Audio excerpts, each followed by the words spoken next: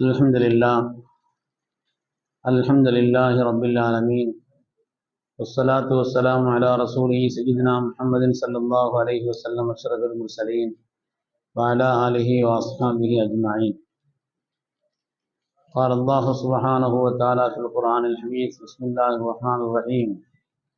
جعل الله الكعبة البيت الحرام قياما للناس وإذ جعلنا البيت مثابة للناس. وقال النبي صلى الله عليه وسلم: الحجاج والعمار وفد الله، أو كما قال عليه الصلاة والسلام. அல்லாஹுவின் மகத்தான பேரருளால் நமது உயிரின மேலான கண்மணி ரசூலுல்லாஹி ஸல்லல்லாஹு அலைஹி வஸல்லம் அவர்களுடைய நல்துஆவினால் நமது ஒரு மஜ்லிஸுல் உலமா சபையின் சார்பாக நடத்தப்பெறக்கூடிய இந்த ஹஜ் உம்ரா ஜியாரத்துடைய விளக்க கூட்டம் ஒவ்வொரு வருடமும் நமது பள்ளியிலே மிக சிறப்பாக ஏற்பாடு செய்யப்பட்டு நடைபெற்றுக் கொண்டிருக்கிறது. ஏற்கனவே உம்ராவை பற்றி, ஹஜ்ஜை பற்றி, ஜியாராவை பற்றி பல இடங்களிலும் அடுத்து சொல்லிக் கொண்டிருக்கிற காரணத்தினாலே பாளையங்கோட்டையிலே ஏற்கனவே உம்ராவை பற்றி அவ்வளோ விளக்கமாக சொல்லி ஹஜ்ஜையும் ஓரளவு சொல்லி இருக்கிறது. அதனால் அங்கே என்ன சொல்லணும் அப்படிங்கிறது சம்பந்தமாகவும் நான் கேட்டேன். நீங்கள் ஹஜ் உம்ராவினுடைய சிறப்புகளை நடைமுறைகளை சொல்லுங்கன்னு சொன்னாங்க. அருமையானவர்களே, ஹஜ்ஜில் கிடைக்கக்கூடிய அந்த ஒரு மகத்தான நன்மை போல உலகத்தில் வேறு எந்த அமலிலும் இமாமுல்லாஹ் அபூ ஹனீஃபா ரஹ்மத்துல்லாஹி அலைஹி சொல்கிறார்கள். நான் ஒவ்வொரு முக்கியமான கடமையான காரியங்களையும் செய்யும் பொழுது அதற்கு கொடுக்கப்படக்கூடிய நன்மையின் அளவை யோசித்துக் கொண்டிருந்தேன். ஆனால் எப்பொழுது நான் ஹஜ்ஜை செய்தேனோ ஹஜ்ஜுக்கு ஈடான ஒரு சவாபை தரக்கூடிய ஒரு அமல் வேற எதுவும் இல்லைன்னு சொன்னான். என்ன, அன்று பிறந்த பாலகன் போல் மாறக்கூடிய அளவிற்குண்டான ஒரு பரிசுத்தம். பாவங்கள் மன்னிக்கப்படுகிறதுன்னு வருது, சின்ன பாவம் பெரும்பாவம் அப்படி எல்லாம் அதுல விளக்கங்கள் இருந்தாலும் கூட ஹஜ்ஜை பொறுத்தவரையில் அன்று பிறந்த பாலகர்கள் போல் மாறக்கூடிய ஒரு நிலை.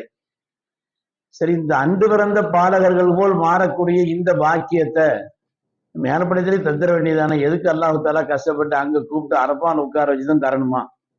இங்கேயே தந்துட வேண்டியதானே? இவ்வளவு சிரமப்படணுமா அப்படின்னு சொன்னா அதுக்கு அடிப்படையான விஷயம் என்னன்னா, ஹஜ்ஜத்தும் மபுரூராவுக்கு தான் இந்த கூலி. வெறும் ஹஜ்ஜுங்கிறது இல்லை. நாம அல்லாஹ்ட்ட கேட்கும் பொழுது குழந்தை பாக்கியத்தை கேட்கிறோம்னா யா அல்லாஹ் சாலிஹான மக்களை தான் கேட்கணும். பொருளாதாரத்தை கேட்கறதா இருந்தாலும் அப்படித்தான், யா அல்லாஹ் சாலிஹான பொருளாதாரத்தை தான் கேட்கணும். ஹஜ்ஜை கேட்கும் பொழுது வெறும் ஹஜ்ஜை தான் அல்லாஹ்ட்ட கேட்க கூடாது, மக்பூலான மபரூரான ஹஜ்ஜை தா என்றுதான் அல்லாஹ்விடத்துல கேட்கணும்.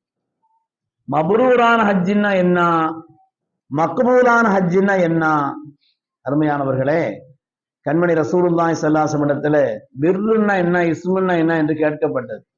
ஸல்லல்லாஹு சொன்னாங்க, பிர்ருன்னா ஹுஸ்னுல் குல்க், நல்ல குணம்னு சொன்னாங்க. இந்த நல்ல குணம் ஹஜ்ஜத்து மபரூராவுல ரெண்டு தன்மை இருக்கணும். முதலாவது, நாம ஒவ்வொரு காரியத்தையும் பரிசுத்தமான ஒரு எண்ணத்தோடும் ஒரு நிலையோடும் செய்ய வேண்டும். ஒரு பார்க்கறதுக்காண்டி கூட கொஞ்சம் செய்யறது, பார்க்காம இருக்கிறதுக்காண்டி குறைக்கிறது, எனக்கே இந்த ரப்பினுடைய திருப்தி. அதான் முதல்ல அசத்துன்னு சொன்னாங்க, இங்க இஹ்லாஸ் வேணும்னு சொல்லிட்டு. இன்னைக்கு உங்களுக்கு சொன்னேன்னு நினைக்கிறேன். இன்னையிலிருந்து ஒரு நாளைக்கு இஹ்லாஸ் வர்றதுக்காக வேண்டி ஒரு 100 தடவை குல் ஹுவல்லாஹ் ஓதிக்கிறேன். ஹஜ்ஜிக்கு போற வர ஓதலாமா இன்ஷா அல்லாஹ்? இந்த நியத்துல ஓதிக்குவாங்க. ஏதோ ஒரு நேரத்துல ஒவ்வொரு நாளும் சூரத்துல் இஹ்லாஸ், குல் ஹுவல்லாஹு அஹதுங்கிறத இஹ்லாஸ் ஓதுனா இஹ்லாஸ் வரும். அந்த சூராவுக்கு பேர் இஹ்லாஸ். குல் ஹுவல்லாஹு அஹதுங்கிறத ஒரு 100 தடவை சும்மா அப்படியே பார்த்துக்கிட்டு வந்துட்டு அப்படிங்கிறது இல்லை, ஒரு ஓரத்துல அமைதியா உட்கார்ந்து ராகத்தா ஒரு 100 தடவை ஓதி, யா அல்லாஹ் என்னுடைய ஹஜ்ஜில எனக்கு இஹ்லாஸ் தரது. நீ உனக்காக செய்யணும்னு சொல்ற, எனக்கு என்ன தெரியல, உனக்காக செய்யணும்னா அது எப்படி செய்யறதுன்னு தெரியல. பல நேரங்கள்ல முகஸ்துதி முந்துது, சில நேரங்கள்ல ஏதாவது நல்ல அமல்களை பார்த்து நம்மளை பாராட்டினா அது மனசுல பெருசா தெரியும். யாராவது குறை சொன்னா அது நமக்கு பெரிய மனசு சங்கடமா இருக்கு. அதனால உனக்காக என்று சொன்னால் அந்த இஹ்லாஸ் அது வந்து ஒரு மெல்லிய நூல் இலை தான் சொல்லுவாங்க. இஹ்லாஸ்ங்கிறது இருக்குது ஒரு மெல்லிய நூல் இலை. கொஞ்சம் கவனம் சிதறா அது முகஸ்துதி ஆயிடும். கொஞ்சம் கவனம் மாறிடுச்சு அப்படின்னு சொன்னா அது முகஸ்துதி ஆயிடும். முகஸ்துதிக்கு அல்லாட்ட ஒரு விலையும் கிடையாது. நல்ல அமல் தானே, ஹஜ்ஜி தானே செய்யறோம், உயர்ந்ததுக்காண்டி பணத்தை செலவழிக்கிறோம். அல்லாஹ் பொறுத்த வரையில் அது இஹ்லாஸா இருக்குதான்னு தான் மதிப்பு. கியாமத்துல முதலாக நரகத்திற்கு போகக்கூடிய கூட்டம் 3 கூட்டம் தான். 3 பேர் உலகத்திலே உயர்ந்த அமல்களை செய்தவங்க தான் அவங்க. முதல்ல நரகத்துக்கு போற ஆட்கள், முதல் அமைப்பு அவங்க தான். யாருன்னா முதலாவது ஒரு ஆலிம் கொண்டு வரப்படுவார். அல்லாஹ் கேட்பான், எனக்கா என்ன செய்தேன்னு சொல்லி. ரப்பே, நீ எனக்கு மார்க்க ஞானத்தை தந்தாய், என்னுடைய வேதத்தின் விளக்கத்தை தந்தாய், அதையெல்லாம் மக்களுக்கு நான் சொன்னேன், தீனை சொன்னேன், அவர்களுக்கு நல்லறிவை புகட்டினேன், என்னுடைய வேதத்தை கற்றுக் கொடுத்தேன். அல்லாஹ் சொல்லுவான், வேதத்தை தந்தது உண்மை, மார்க்க அறிவை தந்தது உண்மை, நான் ஹதீஸினுடைய கருத்தை சொல்றேன், எல்லாம் சரிதான். ஆனால் எதற்காக செய்தீர்கள்? உங்களை பெரிய காரியம் பாராட்டுவதற்காக, பெரிய ஒரு ஆலிம் என்று பாராட்டுவதற்காக, அதற்காக செய்தீங்க. ஒக்கது கீழ், அது உலகத்தில் சொல்லப்பட்டு விட்டது என்று அல்லாஹு தஆலா அவர் நரகத்திற்கு அனுப்புவாங்க. நம்மை பாதுகாக்க சாதாரண விஷயம் இல்லை இதெல்லாம். 2வது ஒரு ஆள் வருவார், பெரிய சகி, கொடையாளி, எனக்கா நீங்க என்ன செய்தீங்க? நல்லா எவ்வளவு பாக்கியத்தை தந்த, எனக்கா என்ன செய்தீங்க? ரப்பே, நீ தந்த செல்வத்தை நான் எத்தனையோ நல்ல காரியங்களுக்காக செலவழித்தேன், உனக்காக சொல்ல செலவழித்தீங்க, சரி, எனக்காக சொல்ல. நாம் அடிக்கடி கேள்விப்பட்ட ஹதீஸ் தானே நினைச்சு போயிடக்கூடாது இந்த விஷயத்த. அதுல உள்ள ஒரு சின்ன இது தவறிடுச்சுன்னா போச்சு, இது எல்லா இது வேஸ்ட் தான். அதனால நீ செலவழித்தாய் உண்மைதான், எனக்காக என்று சொல்லாதே. நீ பெரிய கொடை வள்ளல் என்று பாராட்டப்படுவதற்காக, மற்றவர்கள் உங்களை ரொம்ப உயர்வா சொல்ல வேண்டும் என்பதற்காக செய்தாய். எனவே உங்களுடைய அமல்கள் பாழாகிவிட்டது, நரகத்திற்கான. அது மாதிரி ஒரு ஆள் அல்லாஹ்வுக்காக வேண்டி ஜிஹாது செய்தவர் என்று சொல்லிக் கொண்டு ஒரு ஆள் வருவர், நான் உனக்காக, உயிர் தான் எல்லாத்தையும் விட பெருசு, அந்த உயிரையே நான் உனக்காக அர்ப்பணித்தேன் ரப்பே என்று சொல். அல்லாஹ் சொல்வான், நீங்கள் உயிரை கொடுத்தீர்கள், ஆனால் எனக்காக சொல்ல. மனசுல என்ன இருந்துச்சு? அவருடைய எண்ணம் எப்படி இருந்தது? இவர் உலகத்திலே ஒரு பெரிய வீரர் என்று பாராட்டப்பட வேண்டும், புகழப்பட வேண்டும் என்பதற்காகத்தானே செய்து. உங்களுடைய எண்ணம் அப்படித்தானே இருந்துச்சு. இன்னமா யுபாஸு ன்னாஸு அலா நிய்யாத்திஹிம், ஹதீஸ்ல வருது. கியாமத்தில் ஒரு மனிதர்கள் எழுப்பப்படுவதெல்லாம் அவருடைய நிய்யத்தின் அடிப்படையில் தான் எழுப்பப்படுவார். இன்னமா யுபாஸு ன்னாஸு அலா நிய்யாத்திஹிம், மனிதர்கள் எழுப்பப்படுவது அவருடைய நிய்யத்தின் அடிப்படையில் தான். அமல்கள் கொஞ்சமா கூட இருக்கலாம், ஒரு ஆள் வந்து ஹஜ்ஜிக்கு போகணும்னு ரொம்ப ஆசைப்பட்டான், ஆனா அதுக்கு உண்டான ஒரு சூழ்நிலை அமையல. அதை நினைச்சு அழுதுகிட்டே இருந்தாலாம். ஹஜ்ஜிக்கு போயிட்டு வந்த இமாம் சுஃபியான் சௌரி என்று கருதுகிறேன், போயிட்டு வந்தோன்னு அவங்க சொன்னாங்களாம், நான் என் ஹஜ்ஜினுடைய எல்லா கூலியையும் அல்லாஹ் உங்களுக்கு தரணும்னு தந்துடுறேன், போக முடியல, நீ கவலைப்பட்டீங்களா, அதை எனக்கு தந்துருங்க. நீ கவலைப்பட்டீங்க இல்லையா, கவலைப்பட்டு அழுகுறீங்க இல்லையா, உன்னுடைய உள்ளத்துல அந்த வேதனை இருக்குது இல்லையா, அதனுடைய கூலி எனக்கு தந்துருங்க, நான் செய்த ஹஜ்ஜினுடைய எல்லா காரியத்தின் நன்மை உங்களுக்கு தர்றேன்னு சொன்னேன். அந்த உள்ளம் தான் அங்கே அல்லாஹ் பார்க்கிறான், அதுதான் அசல். அதனால நாம வந்து இவ்வளவு நாள் எப்படி இருந்தோமோ, மனசுல என்னென்ன எண்ணங்கள் இருந்துச்சோ அதெல்லாம் தூர விடுங்க. நீங்க ஒவ்வொரு நாளும் குறைஞ்சபட்சம் துவா செய்யணும். ரப்பே, பல நேரங்களில் எனக்கு முகஸ்துதி தான் முந்துகிறது, அல்லது எனக்கு முகஸ்துதிக்கும் இஹ்லாஸுக்கு மத்தியில எனக்கு வேறுபடுத்தி பார்க்கக்கூடிய இந்த நிலை என்பது தெரியவில்லை.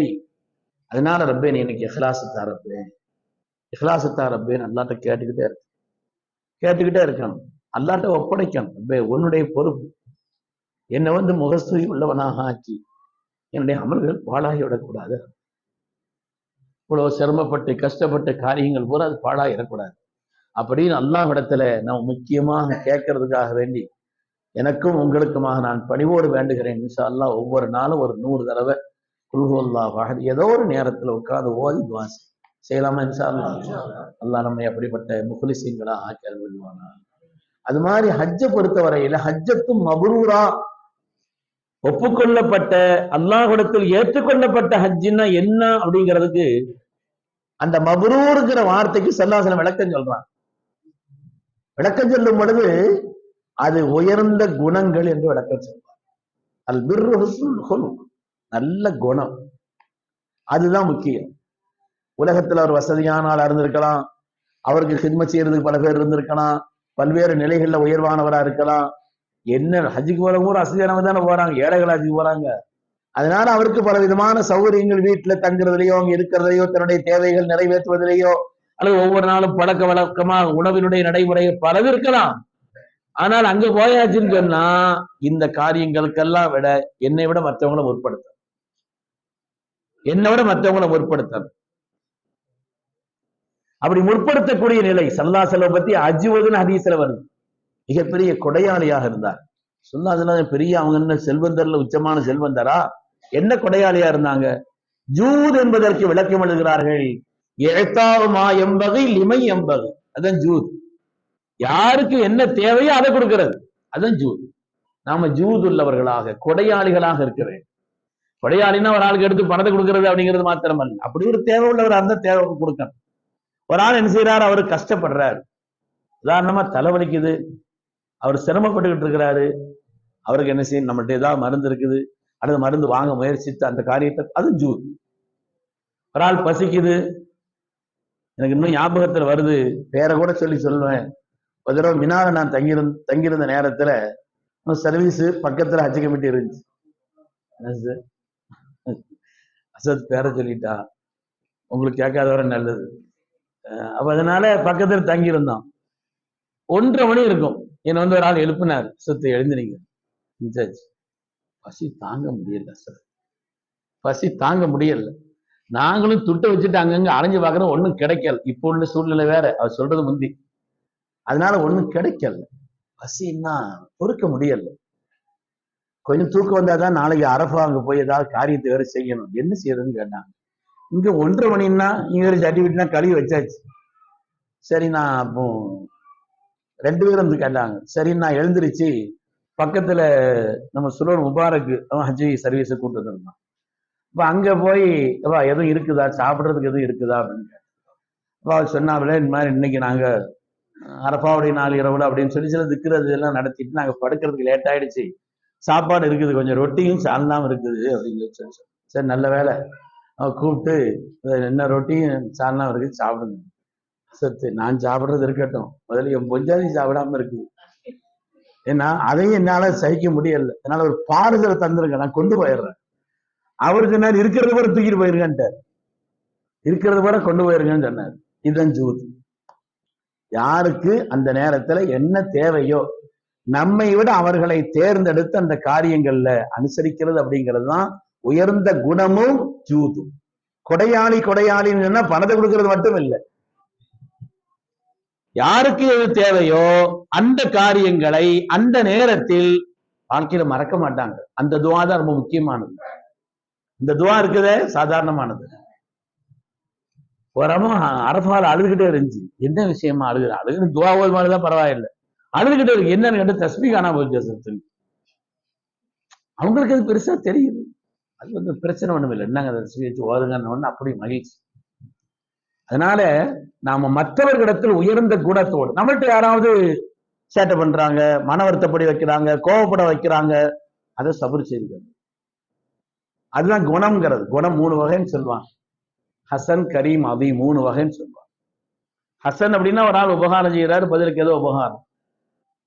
கெடுதல் செய்யறாரு, அதே அளவு ஒரு அடி அடிச்சாரும் வாங்கி அடித்துறது, அது குணத்துல கீழ்த்தரமானது. ரொம்ப முதல் தரமானதுன்னா, முதல் தரம்னா தரத்துல முதல் அப்படிங்கிறது இல்லை, ஸ்டார்டிங் அது.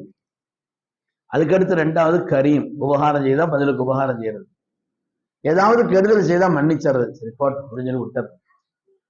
இது கரீம் குணம் 3 வகை. திருப்பி கேட்ட சொல்லுங்க நீங்க. ஹசன் முதலாவது குணம் என்னங்க? ஹசன். ரெண்டாவது சொல்லுங்களேன், சத்தம் போட்டு எல்லாரும் சொல்லுங்களேன். கரீம்ங்கிறது. கரீம் சொன்னா உபகாரம் செய்தா பதிலுக்கு ஏதோ உபகாரம், கெடுதல் செய்தா மன்னிச்சது. 3வது இருக்குது அலீம். அலீம் அலீம் அலீம் அப்படின்னா என்ன அர்த்தம்? உபகாரம் செய்தா பதிலுக்கு ஏதாவது உபகாரம் செய்யறது, கெடுதல் செய்தால் மன்னித்தல் என்பது மாத்திரமல்ல, பதிலுக்கு நாம உபகாரியா நடந்துக்கிறது. இன்னா செய்தாரை ஒருத்தல் அவர் நான நன்மையும் செய்து விடன்னு சொல்றாங்க இல்லையா? அதனால அவருக்கு உபகாரியா நம்ம நடந்துக்கிறோம். நம்மளை என்ன செய்யறார்? கோபிக்கிறார். விவரம் தெரியாம என்னுடைய சொந்த அனுபவத்தில் ஒரு விஷயத்தை நான் சொல்கிறேன். முஸ்தலிஃபாவில் ஒரு தடவை நாங்க பார்த்துட்டு இருக்கிறோம், ஒரு இளம் வயசு, சின்ன வயசு வாலிப பையன். ஒரு வயசான ஒரு ஆளு, ஆளுங்கடையில் சொன்னனும், ஒரு வயசான ஒரு பெரிய ஆளு செருப்பு எடுத்து அவனை அடிச்சுக்கிட்டு இருக்கிறார். ஹஜ்ஜு எஹராம்ல இருக்கிறான், இவரு எஹராம்ல இருக்கிறாரு. செருப்பு எடுத்து அடிச்சு எல்லாரும் என்ன செய்வாங்க, போய் போய் விலகி விலகி விடுறாங்க. ஆனா அவன் இவர் என்ன பேசுறாரு, அவர் என்ன பதில் சொல்றாரு எங்களுக்கு விளங்கல. ரெண்டு பேரும் வேற மொழி, எந்த நாட்டுக்காரங்கன்னு தெரியல, பேசுற மொழியும் விளங்கல. ஆனா அந்த கிழவனை பிடிச்சி இழுத்தா அவர் இன்னும் கொஞ்சம் வேகப்படுறாரு. இன்னும் கொஞ்சம் இழுத்தா இன்னும் கொஞ்சம், அவர்தான் அடிக்கிறாருன்னு அவரை பிடிச்சி இருக்கிறாங்க. அவர் இன்னும் கொஞ்சம், இவங்க எழுந்திரிச்சு ஒரு குத்து விட்டா போதும், காரியம் முடிஞ்சு. ஆனா அடி வாங்கிக்கிட்டே இருக்கிறார் அந்த பையன். ஒரு என்ன பேசுறான், எதுக்கா அந்த இது வந்துச்சு அப்படின்னு தெரியலையேன்னு யோசிச்சுட்டு இருக்கும் பொழுது அந்த மொழி தெரிஞ்ச ஒரு ஆள் வந்துட்டார். ரெண்டு பேர்ல ஒரு ஆளுடைய மொழி தெரிஞ்சவர். அப்ப அவர் சொன்னாரு, ஒண்ணும் இல்லை, அந்த பையன் அவருக்கு உபகாரம் தான் ஒரு காரியத்தை செய்தான், ஆனா அதை விளங்காம தனக்கு கெடுதல் பண்றான்னு நினைச்சுக்கிட்டாரு. அவர் ஏதோ ஒரு உபகாரம் செய்தான், அவர் உபகாரம் நினைக்கல, அது கெடுதல்னு நினைச்சிட்டு என்ன செய்யறாரு, அவர் அதை கோபிச்சுட்டாரு அப்படின்னு சொல்லி அந்த வாலிப பையனை கூப்பிட்டு, நீ ஏன்பா பேசாம இருந்த, தடுக்க வேண்டியதானே, நான் ஹஜ்ஜில் இருக்கிறேன், நான் எஹ்ராம்ல இருக்கிறேன், இதை கொண்டாது என் ரப்பு என் ஹஜ்ஜை ஏத்துக்கிறணும்னு சொன்னான். இதை கொண்டாது என் ரப்பு என்ன ஏத்துக்கிட்டான்னு சொன்ன போதுமா. எதை கொண்டு ரப்பு கபூலியத்து வரும்னு தெரியாது, இதை கொண்டாவது. சின்ன பிள்ளை யாரு பேசிட்டே இருக்காங்க, மத்தவங்க விடுங்க, நான் சொல்லிட்டேன் இல்லையா. சரி. அதனால குணங்கள் தான் முக்கியம். உயர்ந்த குணத்தோடு, உயர்ந்த குணத்தோடு, முதலாவது இஹ்லாஸ், அதை கவனத்துல வைங்க. இரண்டாவது உயர்ந்த குணத்தோடும், குறிப்பாக மற்றவர்களோடு உள்ள தொடர்பிலே நாம என்ன செய்யணும்னா, நாம உயர்ந்த குணம் உள்ளவர்களாக, பண்புள்ளவர்களாக அந்த நிலையில நாம நடந்துக்கணும். அது விஷயத்துல அது அந்த துஆக்கள் இருக்குது இல்லையாங்க, அது போதும். தாள் பார்த்து என்ன செய்யறாங்க, நமக்கு துஆ செய்யறாங்க இல்லையா, அந்த துஆக்கள் என்பது வாழ்க்கையில அப்படிப்பட்ட துஆக்கள் அதெல்லாம் காலமெல்லாம் கடந்து நிற்கும். காலங்களையும் கடந்து நிற்கக்கூடிய, நம்முடைய அமல்கள் எல்லாம் ரப்பிடத்தில் விலை உள்ளதாக ஆக்கக்கூடிய மகத்தான ஒரு நிலைன்னு சொன்ன குணம். அதனால ஹஜ்ஜை பொறுத்தவரையிலே பல்வேறு விதமான மனிதர்கள் வருவார்கள், பல்வேறு குணமுள்ளவர்கள் வருவார்கள், பல்வேறு நாட்டவர்கள் வருவார்கள். சில பேர் தடாரும் கோபம் வரும், சில பேர் கொஞ்சம் பொறுமையா இருப்பாங்க, பல நிலைகளில் உள்ளவங்க வருவாங்களா இல்லையா. அது மாதிரி யாரையும் மட்டமா நினைக்க கூடாது. மூணாவது அதையும் சொல்கிறேன், யாரையும் பார்த்து நம்ம லேசு காணவே கூடாது. அவங்களுக்கு ரப்புக்குள்ள தொடர்பு என்ன நமக்கு என்ன தெரியும், அவங்க கல்புல உள்ள அந்தஸ்தும் ரப்புக்குள்ள தொடர்பு என்ன நமக்கு என்ன தெரியும். கோலத்தை பார்த்து, அவங்களுடைய நிலைகளை பார்த்து இதெல்லாம் என்ன செய்யக்கூடாது, யாரையும் லேசா நினைக்க கூடாது. சில நான் ஏற்கனவே சொன்னேன், சில ஆட்கள்லாம் பார்த்தா பார்த்தவொடனே சிரிப்பு வரும். பெண்களா இருப்பாங்க, அங்க ஒரு தலைப்பா கட்டிட்டு ரெண்டு இது அப்படி விரிச்சு விட்ட மாதிரி விட்டுருப்பாங்க, கழுத்துல வித்தியாசமான நகை போட்டிருப்பாங்க, வித்தியாசமான நிலையில இருப்பாங்க. அவங்க எல்லாம் அல்லாஹ்வுடைய விருந்தாளிகள், அப்படித்தான் பார்க்க. அவங்க எல்லாம் ரப்பினுடைய விருந்தாளிகள். அந்த ஒரு கண்ணோட்டத்தில் தான் ஒவ்வொரு காரியத்தையும் பார்க்க வேண்டும். அதனால் மூன்றாவதாக நான் ஞாபகப்படுத்துகிறேன், யாரையும் லேசாக நினைத்து விடக்கூடாது. யாரையும், அவங்க யாரு, என்ன அந்தஸ்து, எப்படிப்பட்ட நிலை என்றெல்லாம் தெரியாது. நான் ஒரு தடவை பெரியவங்க கூட ஒரு தடவை ஹஜ்ஜில் இருந்தேன். அவங்க பெரியவங்க சொன்னாங்க, அந்த தூணுக்கிட்டு போய் உட்கார்ந்துக்க, நான் யாராவது கடந்து போனாங்க அப்படின்னு சொன்னா அவங்க என்ன சொல்றாங்கன்னு வந்து கேட்டுவாங்க. அவங்களுடைய பார்வையை கொண்டு அவங்க சொன்னாங்க. நான் விசாம போய் உட்கார்ந்து இருந்தேன். அந்த ஒரு பெரிய ஆள் கடந்து சென்றார். போகும் பொழுது அவர் என்ன செய்யறாரு,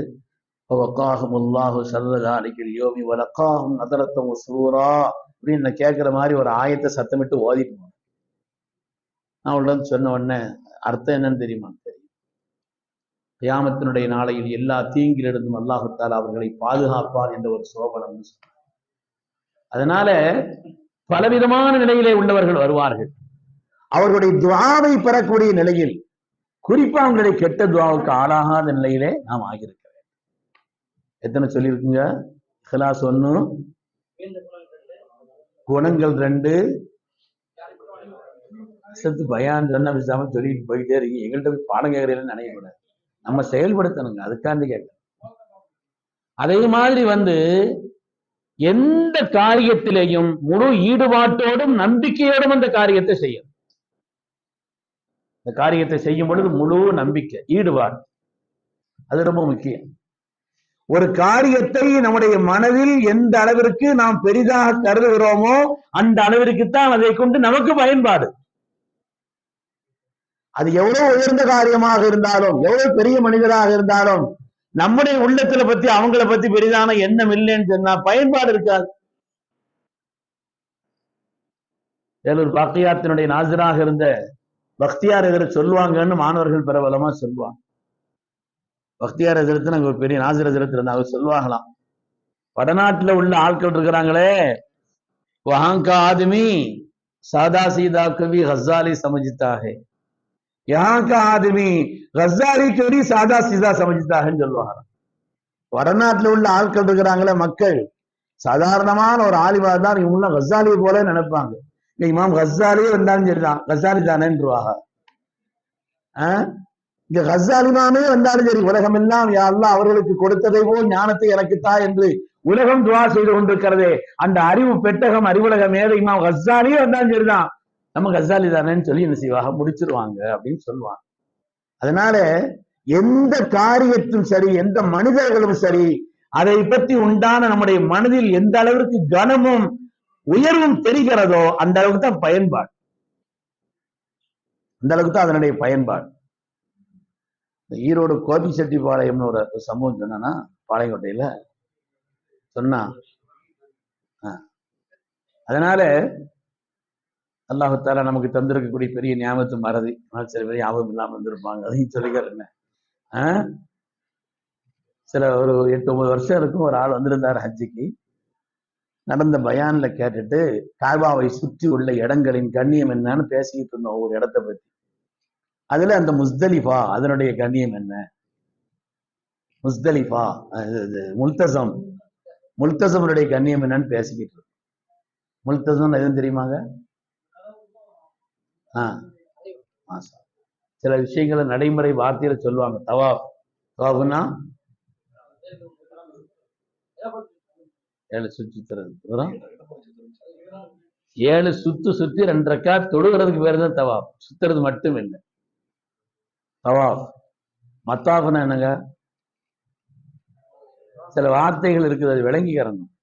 பழக்கத்துல அப்படி எப்படி சொல்லுவாங்க, அங்க தவாப் செய்யற இடத்துக்கு பேரு மத்தாஃப். மத்தாஃப் மாதிரி சில பழக்க வழக்கங்கள்ல நடைமுறை. சரி இருக்கட்டும், அந்த ஹஜ் கமிட்டிக்கு போற சர்வீஸ்காரங்களை எல்லாம் கூப்பிட்டு உட்கார வச்சு அவங்களுக்கு ஒரு பயான் செய்யுது. அவங்கள்ட்ட நான் கேட்டேன், பல காரியங்களை குறித்து கேட்டேன். நிறைய பேருக்கு தெரியல என்ன ஹஜ் சர்வீஸ் நடத்துறவங்க, நீங்க எல்லாம் வருஷந்தோட வெறும் நடைமுறைக்கு வர்றதுங்கிறத தெரிய வேண்டாமா அந்த விஷயங்களை, நீங்க மற்றவங்களுக்கு சொல்ற ஆட்கள் இல்லையான்னு.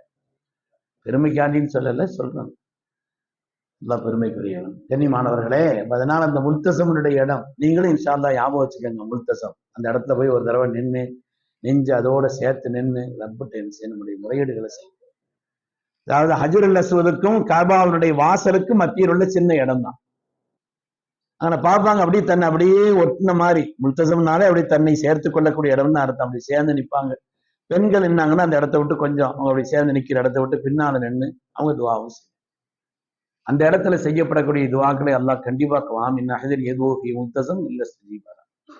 மக்காவினுடைய காஃபிர்கள் பத்ருடைய யுத்தத்துக்காக போகும் பொழுது முல்தசம் நின்று துவா செய்தாங்களாம். ஆனால் அந்த இடத்தில் செய்யப்படக்கூடிய துவா மக்பூலியத்துங்கிற காரணத்தினால் அல்லாஹு தஆலா அவங்களுடைய வாயில இப்படி வர வச்சான், யா அல்லாஹ் சத்தியத்துக்கு வெற்றியைத்தான் துவாவதுனான், எங்களுக்கு வெற்றி தான் துவாவதில்லை. அல்லாஹ் சத்தியத்துக்கு வெற்றியை கொடுத்தான். அந்த இடத்துல அவன் துவா வரும்போது இப்படிதான் ஓதுனானா, இறைவா சத்தியத்திற்கு வெற்றியைத்தான் நான், சரின்னு அல்லாஹ் கபூல் செய்துட்டான். அதனால அங்க நின்று முக்கியமான சில துவாக்கள் நம்முடைய வாழ்க்கையில சில விஷயங்கள் எல்லாம் இருக்குது இல்லையா. குறிப்பாக நம்ம வெறும் துன்யா மட்டும் கேட்டுட்டு வந்துடக்கூடாது. அல்லாஹ் குர்ஆன் ஷரீஃபில் ஹஜ்ஜை பத்தி சொல்லும் பொழுதுதான் சொல்றான், ரப்பனா ஆத்தினா ஃபித் துன்யா ஹஸனா வ ஃபில் ஆখিরাতি ஹஸனத்தன் வ கினா அஸாபன்னார். எந்த இடத்துல நம்ம கேட்டாலும் கூட துன்யாவினுடைய எல்லா பாக்கியங்களையும் கேளுங்க. அல்லாஹ் கண்ணியமான வாழ்க்கையை தான், எந்த நிலையில இழிவுபடுத்தி விடாது, எல்லா நிலையிலையும் உயர் வைத்தா, நிம்மதியான வாழ்க்கையை தான். துன்யால என்னென்ன கேட்கணுமோ குறிச்சு வச்சு கேளுங்க. மறக்காம ஆகிரத் தொடர்பான, ஆகிரத்தினுடைய தொடக்கம்ங்கிறது நம்முடைய மௌத்து தான். இதா மாத்தல் இன்சானு காமத்து கியாமத்து, மனுஷன் மௌத்தான அவனுடைய கியாமத்தை ஆரம்பிச்சிருது. அதனால அந்த கடைசி நேரம் ரொம்ப எனக்கு ஹுஸ்னுல் காத்திமா, நல்ல முடிவை தாரன், நல்ல முடிவை தாரன், ஹுஸ்னுல் காத்திமா. ரப்பே நான் சொர்க்கத்தை பார்த்துட்டு மௌத்தாகும், கலிமத்து தௌஹீதோட மௌத்தாகும், எந்த விதமான கலக்கம் பயம் திடுக்கம் அப்படின்னா இல்லை. எல்லாரும் ஒரு நாள் மௌத்தாகத்தானே செய்யணும். நாட்கள் முன்ன பின்ன வருஷங்கள் முன்ன பின்ன இருக்கலாம். அல்லாஹ் நீண்ட ஹயாத்தை தந்தரல வேண்டும். ஆனால் அதையும் கேட்கறதோட இதையும் மறக்காம கேட்டு ரப்பே ஹுஸ்னுல் காத்திமாவும், அந்த நேரத்துல என்னுடைய கவனத்தை வேறு பக்கம் திருப்பியோ பயமோ திடுக்கமோ அப்படிப்பட்ட நிலைகள் எல்லாம் வந்து கவனம் வேறு பக்கம் சிதறிவிடக்கூடாது. பூரா உன்னுடைய தவஜ்ஜுகோடு இருந்து என்னுடைய கடைசி அந்த நேரத்தில் அது மாதிரி உள்ள துவாக்களை எல்லாம் முக்கியமான இடத்துல குறிப்பா முத்தசம்பானுடைய இடங்களை எல்லாம் கேட்க. அதனால நம்பிக்கையோடு கேட்கணும். அதுதான் நான் சொல்ல வந்தேன். எந்த துவாவையும் அதை சொன்னாங்க இல்லையா, அரபாரன்னு ஒரு ஆள் துவா செய்து துவா ஏற்றுக்கொள்ளப்படுமா, பாவம் மன்னிக்கப்படுமா நினைச்சா அவன் பாவின்ல வருது. நான் நம்பிக்கையோட கேட்கணும், நிச்சயமாக என் ரப்பினுடைய துவாவை ஏற்றுக்கொள்வான் அப்படிங்கிற அந்த உறுதியான நம்பிக்கையோட கேட்கணும் மக்களே. அதனால நம்பிக்கையினுடைய விளைவு. ஒரு 5 வருஷம் இருக்கும், தெக்காத்துல இருந்து ஒரு ஆள் கூட வந்தா நினைக்கிறேன், அவரு கூட வந்தாரு, கூட வரல, அவங்க ஹஜ் கமிட்டில வந்தா. அவர் சொன்னார், இதற்கு நான் 16 வருஷமா குழந்தை இல்லாம இருக்கிறேன். முழுத்தசம்ல பல இடங்கள்ல நின்று கேட்டார். இங்க வந்த பிறகு பார்த்தா அடுத்த மாசமே குழந்தை பண்ணாச்சு. அதனால நம்பிக்கை ரொம்ப முக்கியம். எங்க நமக்கு எங்க அப்படின்னு நினைக்கிறேன். சக்கரியா அலைஹிஸ்ஸலாம் வயசாயிடுச்சு, நர விழுந்துருச்சு. அதாவது அவங்க உடல்ல சத பலகீனமாகிறது மட்டும் இல்லை, வகனல் அலுவமின் எலும்புகள் எல்லாம் என்ன ஆயிடுச்சு, அதெல்லாம் பலகீனமாகி போச்சு. அவ்வளவு வயசான நிலையில தான் கேட்டாங்க. அப்ப நம்பிக்கையினுடைய உச்சத்துல கேட்டாங்க. நம்பிக்கையினுடைய உச்சம் ஃபஹப்லீம் இல்லதுன்க வலியா ரப்பே எனக்கு தான் கேட்டாங்களா இல்லையா. அப்ப அந்த நம்பிக்கையினுடைய உச்சத்தின் அளவுக்கு நம்பிக்கையோடு துவா செய். நம்பிக்கை ஒரு துவாவை எல்லாம் வீணாக்க மாட்டான். சில நேரங்கள்ல நீங்க கேட்டதை விட சிறப்பானது எல்லாம் கொடுப்பான். அதான் ரப்பு. நாம கேட்டது கொடுக்கறது கூட யோசிப்போம். ஆனா அல்லாஹ்வை பொறுத்தவரையில என் அடியான் என்கிட்ட கேட்டான்னு சொன்னா அவன் நினைக்காத வேற வேற வாக்கியங்களை இதை கொண்டு எல்லாம் கொடுப்பான். இது அவனுக்கு கொடுக்கறது நல்லது இல்லைன்னு இருந்துச்சுன்னா. அதனால ரப்புட்ட என்ன செய்யணும், நம்பிக்கையோடு எந்த காரியத்திலும் சரி நம்பிக்கையோடு, உறுதியான நம்பிக்கையோடு கேட்கக்கூடிய ஒரு நிலையும் நம்ம இடத்துல இருக்க. அதனால வெறும் கடமையை செய்யறது, காரியங்களை செய்யறதுங்கிறது அல்ல, இஹ்லாஸோடு நாம் செய்ய வேண்டும். ஒவ்வொரு காரியத்தையும் உயர்ந்த குணத்தோடு நாம் நடந்து கொள்ள வேண்டும். அதே போல் யாரையும் லேசாக மட்டமாக இழிவாக அவங்களுடைய கோலத்தை பார்த்தோ அவங்களுடைய நிலைகளை பார்த்தோ அப்படி எல்லாம் யாரையும் என்ன செய்யக்கூடாது, குறை சொல்லக்கூடிய இந்த தன்மை என்பது இருக்கக்கூடாது. அதே போல் எந்த காரியத்திலையும் துவா செய்யும் பொழுதும் சரி மற்ற காரியங்களும் அந்த இடத்தினுடைய கண்ணியத்தை மனதிலே வைத்து உறுதியான நம்பிக்கையோடு துவா செய்யக்கூடிய ஒரு உயர்ந்த நிலை. அது மாதிரி அல்லாஹ்ட்ட ஆஃபியத்தை கேட்டுக்கிறது இங்க இருக்கும் பொழுதே. இப்படி ரமலான் வர்றதுக்கு முன்னால எல்லாம் துவா செய்தாங்க இல்லையா, அல்லாஹ் ரமலானை எனக்கு சலாமத்தா, நானும் சலாமத்தா நோன்பு வைக்கணும். அந்த நேரத்துல ஏதாவது பிரச்சனை நோன்பு வைக்க முடியாம ஆயிட்டா கடந்து போயிடுச்சுன்னு சிரமம் தானே. அதனால அந்த இடத்துல இங்க நல்ல ஆவியத்தோட இருக்கிறார், இதா இருக்கிறார். அங்க வந்த பிறகு பார்த்தா அதுலயும் ஒரு அனுபவம் இருக்குது. ஒரு ஆள் ஒரு பிரபல்யமான ஒரு சர்வீஸ்ல அங்க வந்தாரு. உம்ராவுக்கா இஹ்ராம் நியத் செய்துட்டு பள்ளிக்கு ஹரமுடைய எழுகைக்கு கொஞ்சம் முன்னால இந்த கலீல் இப்ராஹிம் அந்த ரோட்ல நடந்து உம்ரா செய்யறதுக்காக வந்துட்டார். வந்தவொன்னு அப்படி கீழே உட்கார்ந்தார். என்னன்னு பார்த்தா அதுக்கு பிறகு அவருக்கு காலை தூக்க முடியல. என்ன இதுன்னு பார்த்து ஆஸ்பத்திரி கொண்டு போயாச்சுன்னா சுகர்னுடைய உச்சத்தினுடைய உச்சம் ஆயிடுச்சு. இவரை எந்த வகையும் இது பண்ணக்கூடாது. உடனே இவரை என்ன செய்யுங்க, கால் எடுக்கணும், அந்த ஊருக்கு அனுப்பணும். எஹ்ராம்லாம் கட்டியிருந்தாரு, உம்ராவுக்கு வந்துட்டாரு. இங்க வந்த பிறகு இப்படி உள்ள ஒரு நிலை. யாரையும் குறைக்காம சொல்லல, அல்லாஹ்ட்ட ஆஃபியத்தை கேட்டுக்கிறன்னு சொல்ல. இந்த நேரத்துல என்ன செய்யணும், நல்ல ஆஃபியத்தோடு திடகாத்திரத்தோடு ஆரோக்கியத்தோடு உற்சாகத்தோடு ஒவ்வொரு காரியத்தையும் செய்வதற்குண்டான தௌஃபீக்கை தாரந்தேன் ரப்பிட்ட என்ன செய்யணும், நல்ல ஆஃபியத்தை கேட்கிறது. நமக்கு என்ன இருக்குது, நான் 10 பேரை தூக்குவேன், 20 பேரை எடுப்பேன். நம்முடைய சக்தியை கொண்டு யுக்தியை கொண்டு பலத்தை கொண்டு அறிவை கொண்டு நடக்கின்ற காரியமே அல்ல ஹஜ்ஜினுடைய காரியம். அனுபவத்தை கொண்டு நடக்கும் காரியமும் அல்ல. நம்முடைய பெரிய அறிவு இருக்குது, நமக்கு ஆற்றல் இருக்குது, நமக்கு பலம் இருக்குது, நமக்கு பொருளாதாரம் இருக்குது, நமக்கு அனுபவம் இருக்குது. ஒவ்வொரு வருஷத்திலையும் ஒவ்வொரு விதமான அனுபவம், ஒவ்வொரு விஷயத்திலையும் ஒவ்வொரு விதமான அனுபவம். அதனால அதெல்லாம் சொன்ன நிறைய சரித்திரங்கள் இருக்கு, நிறைய சம்பவங்கள் இருக்கு மனசுல. அப்படியெல்லாம் கடந்த வருஷங்களுடைய ஹஜ்ஜு கண் முன்னால் நல்லா நடக்குது. அதனால நம்ம என்ன செய்யணும்னா ரப்பிட்ட ஆஃபியத்தை கேட்டுக்க. அல்லாஹ் ஹஜ்ஜினுடைய அந்த காலங்கள்ல குறிப்பா எனக்கு எப்போ ஆஃபியத்தை தாரது, குறிப்பா ஹஜ்ஜினுடைய நாட்கள்ல படுத்தா உடனே தூக்கம் வந்துடும். கொஞ்ச நேரம் ரெஸ்ட் எடுக்க போறோம், அந்த நேரத்தில் தூக்காம பூரா முடிச்சுக்கிட்டு இருந்துட்டு அதுக்கு பிறகு பார்த்து மற்ற அமல்கள் செய்வதில் சடை வந்துச்சுன்னா போனா ஒரு வேலை செய்தோமா, ரெஸ்ட் எடுத்துட்டு அப்புறம் உற்சாகமாகி வந்து இப்படி ஆபியத்தோடு இருப்பதற்குண்டான காரியத்தையும் ஹஜ்ஜுக்கு முன்னால நீங்க கேட்டுங்க. ஊர்ல இருந்து பெறப்படுறதுக்கு முன்னால வீட்டுல என்ன செய்யணும், பெறப்படுறதுக்கு முன்னால என்ன துவா ஓதணும், அடுத்தடுத்த ஹஜ்ஜு பயான் நிறைய இருக்குது. ஆனா இன்ஷா அல்லாஹ் அந்த விஷயத்தை அங்க சொல்லிக்கிறோம். பெறப்படுறதுக்கு முன்னால உள்ள அந்த வீட்டுல பேண வேண்டிய ஆதாபுகள், நடந்து கொள்ள வேண்டிய முறைகளை பற்றி இன்ஷா அல்லாஹ் அங்க சொல்லிக்கிறோம். அருமையானவர்களே, இப்படி நிறைய இருந்துகிட்டே இருக்குது. அது மாதிரி நம்முடைய பணங்களை எல்லாம் ஹலாலானதாக ஆக்கிக்கொள்ளும். எந்த விதமான ஹராமான பணம் அது அல்லாவுக்கு ஒரு பிரயோஜனம் அதை கொண்டு கிடையாது. இருக்கிற பணங்கள் எல்லாம் ஹலாலானதா இருக்கு, பரிசுத்தமானதா இருக்கு. பணங்கள் அளவு முக்கியம் அல்ல, ஹலாலாங்கிறது தான் முக்கியம். அதுல ஒரு கவனம் செலுத்திக்கிறணும். ஹலாலான ஒரு பணமாக இருந்து நம்ம அந்த காரியத்தை என்ன செய்யணும், அதில் கவனம் செலுத்திக்கிறோம். ஹைர் அல்ஹம்துலில்லாஹ். இப்படி அதுக்கு ஹஜ்ஜுக்கு முன்னால நம்ம இடத்துல இருக்க வேண்டிய அல்லது நாம இதையெல்லாம் நம்மகிட்ட கேட்டுக்கிட்டே இருக்கோம்.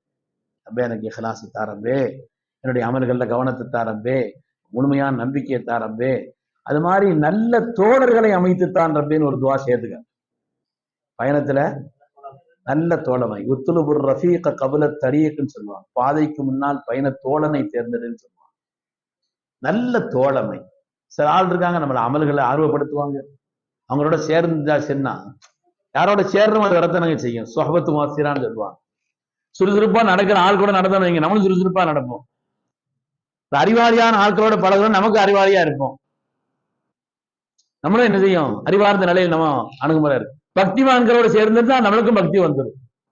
சோம்பேறிகளோட இருந்தா எந்த போய் அங்க இல்லங்கன்னு தொழுகிறதும் அது ஒண்ணுதான், அவன் அதுக்குண்ணா. ஆமா ஆமா. அப்ப அதனால என்ன செய்வோம், ஹரமுக்கு தொழுவ போயிட்டு இருக்கிறோம், எல்லாரும் சேர்ந்து எல்லாரும் இறங்கி போயிட்டு இருக்கிறாங்க. சில பேர் அந்த லாட்ஜினுடைய கீழே திண்டுல உட்கார்ந்து, இதுவும் மக்காதானுங்க. எங்க ரூம் லாட்ஜினுடைய வாசல் போட்டு நீங்க ஒழிச்சுட்டு அங்கன்னு தக்பீர் கட்டி அவ்வளவுதான் ஜமாத்.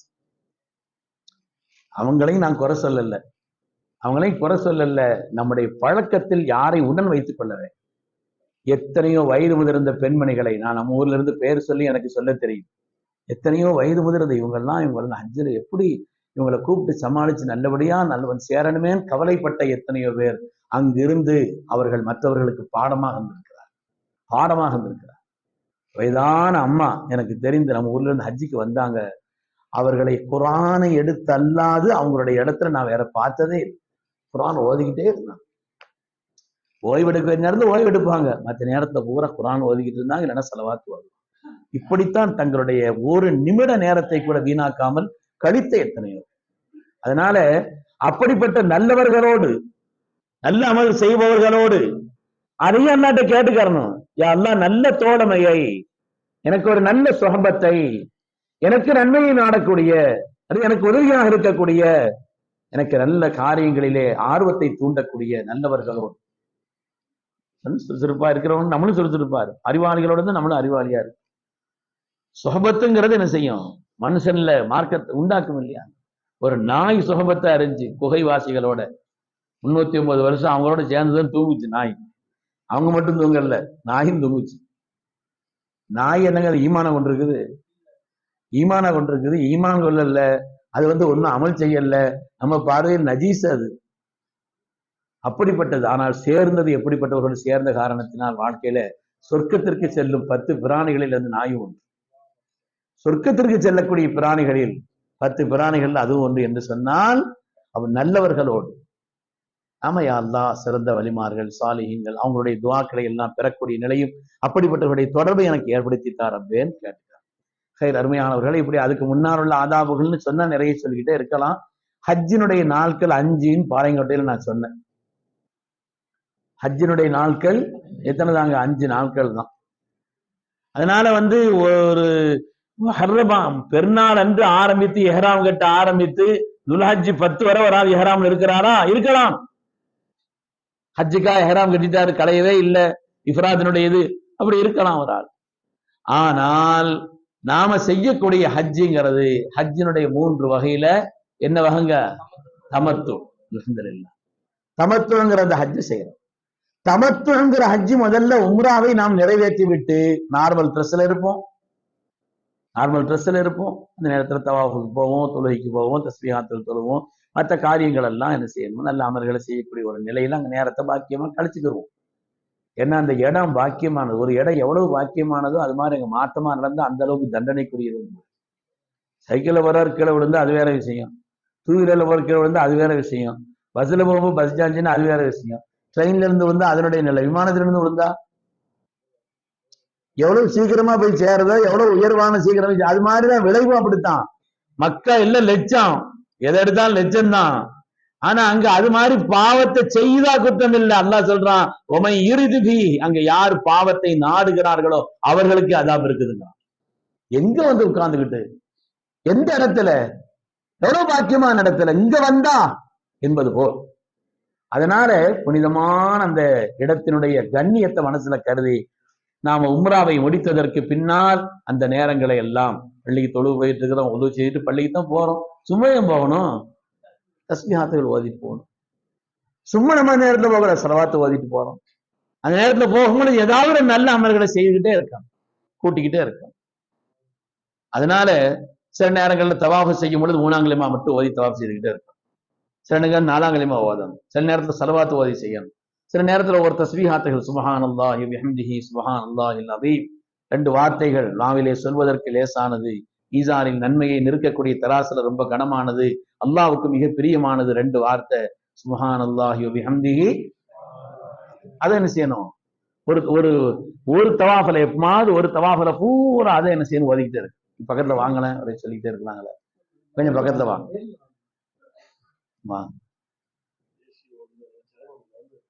பக்கத்துல. எந்த இடைவெளி ஒண்ணு இருக்கு பாருங்க, முன்னால தள்ளுங்க. அதனால அந்த நேரங்களை எல்லாம் பாக்கியமாக இகத்தினாமல் லவ்காத்துன்னு சொல்றாங்க, நேரங்களை பாக்கியமா கருதும். அதை விட்டு அந்த இடத்தை விட்டு வந்தாச்சுன்னு சொன்னா அதுக்கு பிறகு நம்ம அங்கிருந்து போகும்போது மக்கால போய் இன்னும் எல்லாம் ஒழுங்கா இருக்குன்னு நினைச்சுக்கிறது, அங்க போனவரை ஊர்ல போய் ஒழுங்கா இருக்குன்னு அங்க நினைக்கிறது. கிடைக்கிற வாய்ப்பு என்ன செய்யணும், எங்க இருக்கிறோமோ அங்க பயன்படுத்தணும் தவிர, சில பேர் சுத்திங்க அப்படி இப்படி இருந்துட்டான், நான் மக்கால வந்து பாருங்க அப்படின்னு பெரிய திட்டம் மக்கால போடுவான். மக்கால பாக்குறது எப்படிங்கிறது இங்கேயே தெரிய ஆரம்பிச்சிடும்.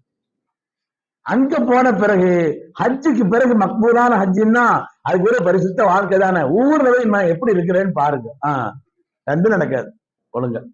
அதனால கிடைக்கக்கூடிய அந்த வாய்ப்பை பாக்கியமா கிடைத்துக் கொள்ள வேண்டும்.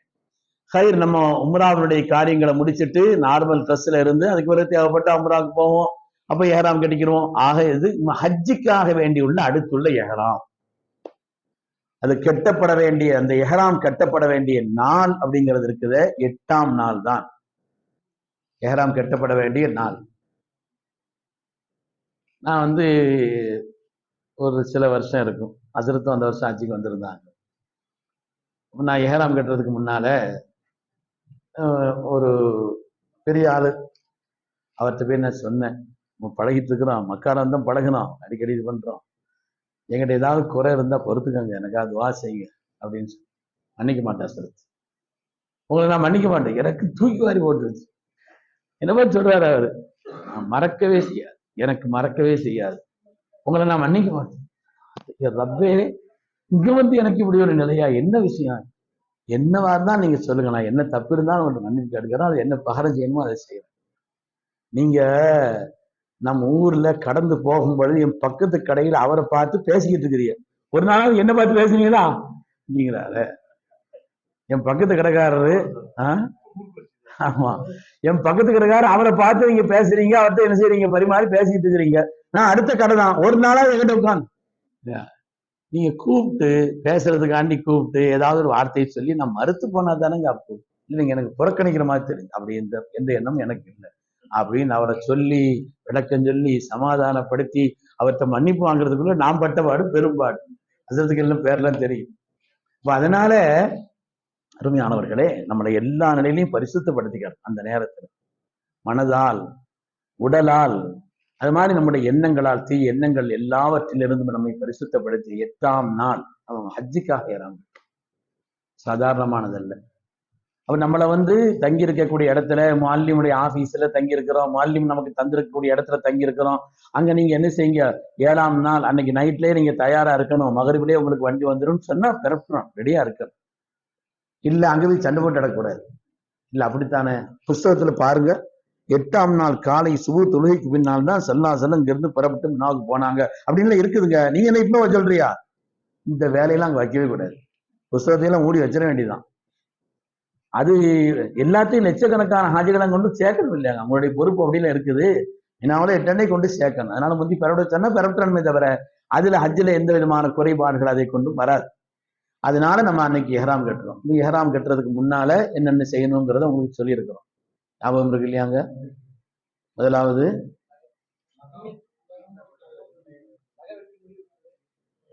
முதலாவது நகங்கள் இருந்தால் என்ன, நீங்க ஒரே ஆளையே திரும்ப திரும்ப சொல்லிக்கிட்டே இருக்கக்கூடாது. பதில் தெரிஞ்ச ஆட்கள் பின்னால் இருந்து வலனத்திலிருந்து வரணும்.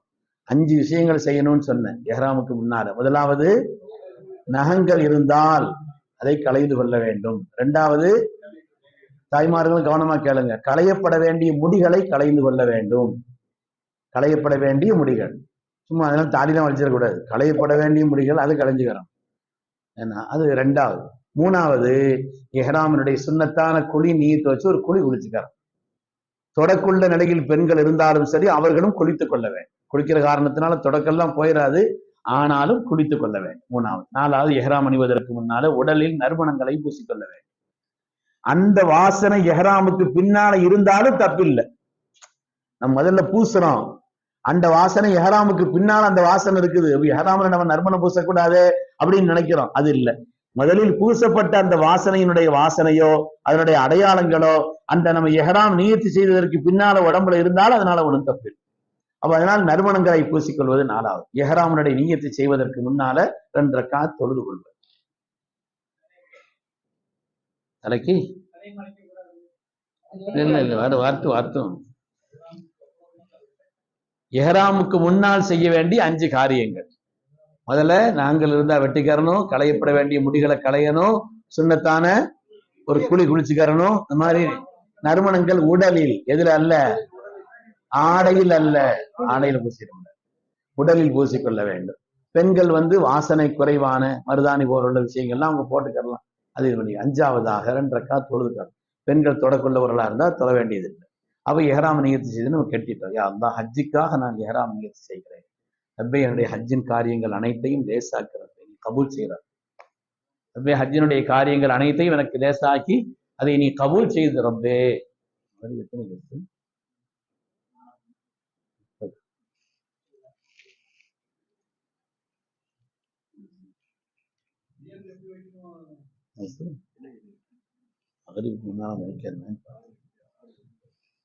சரி.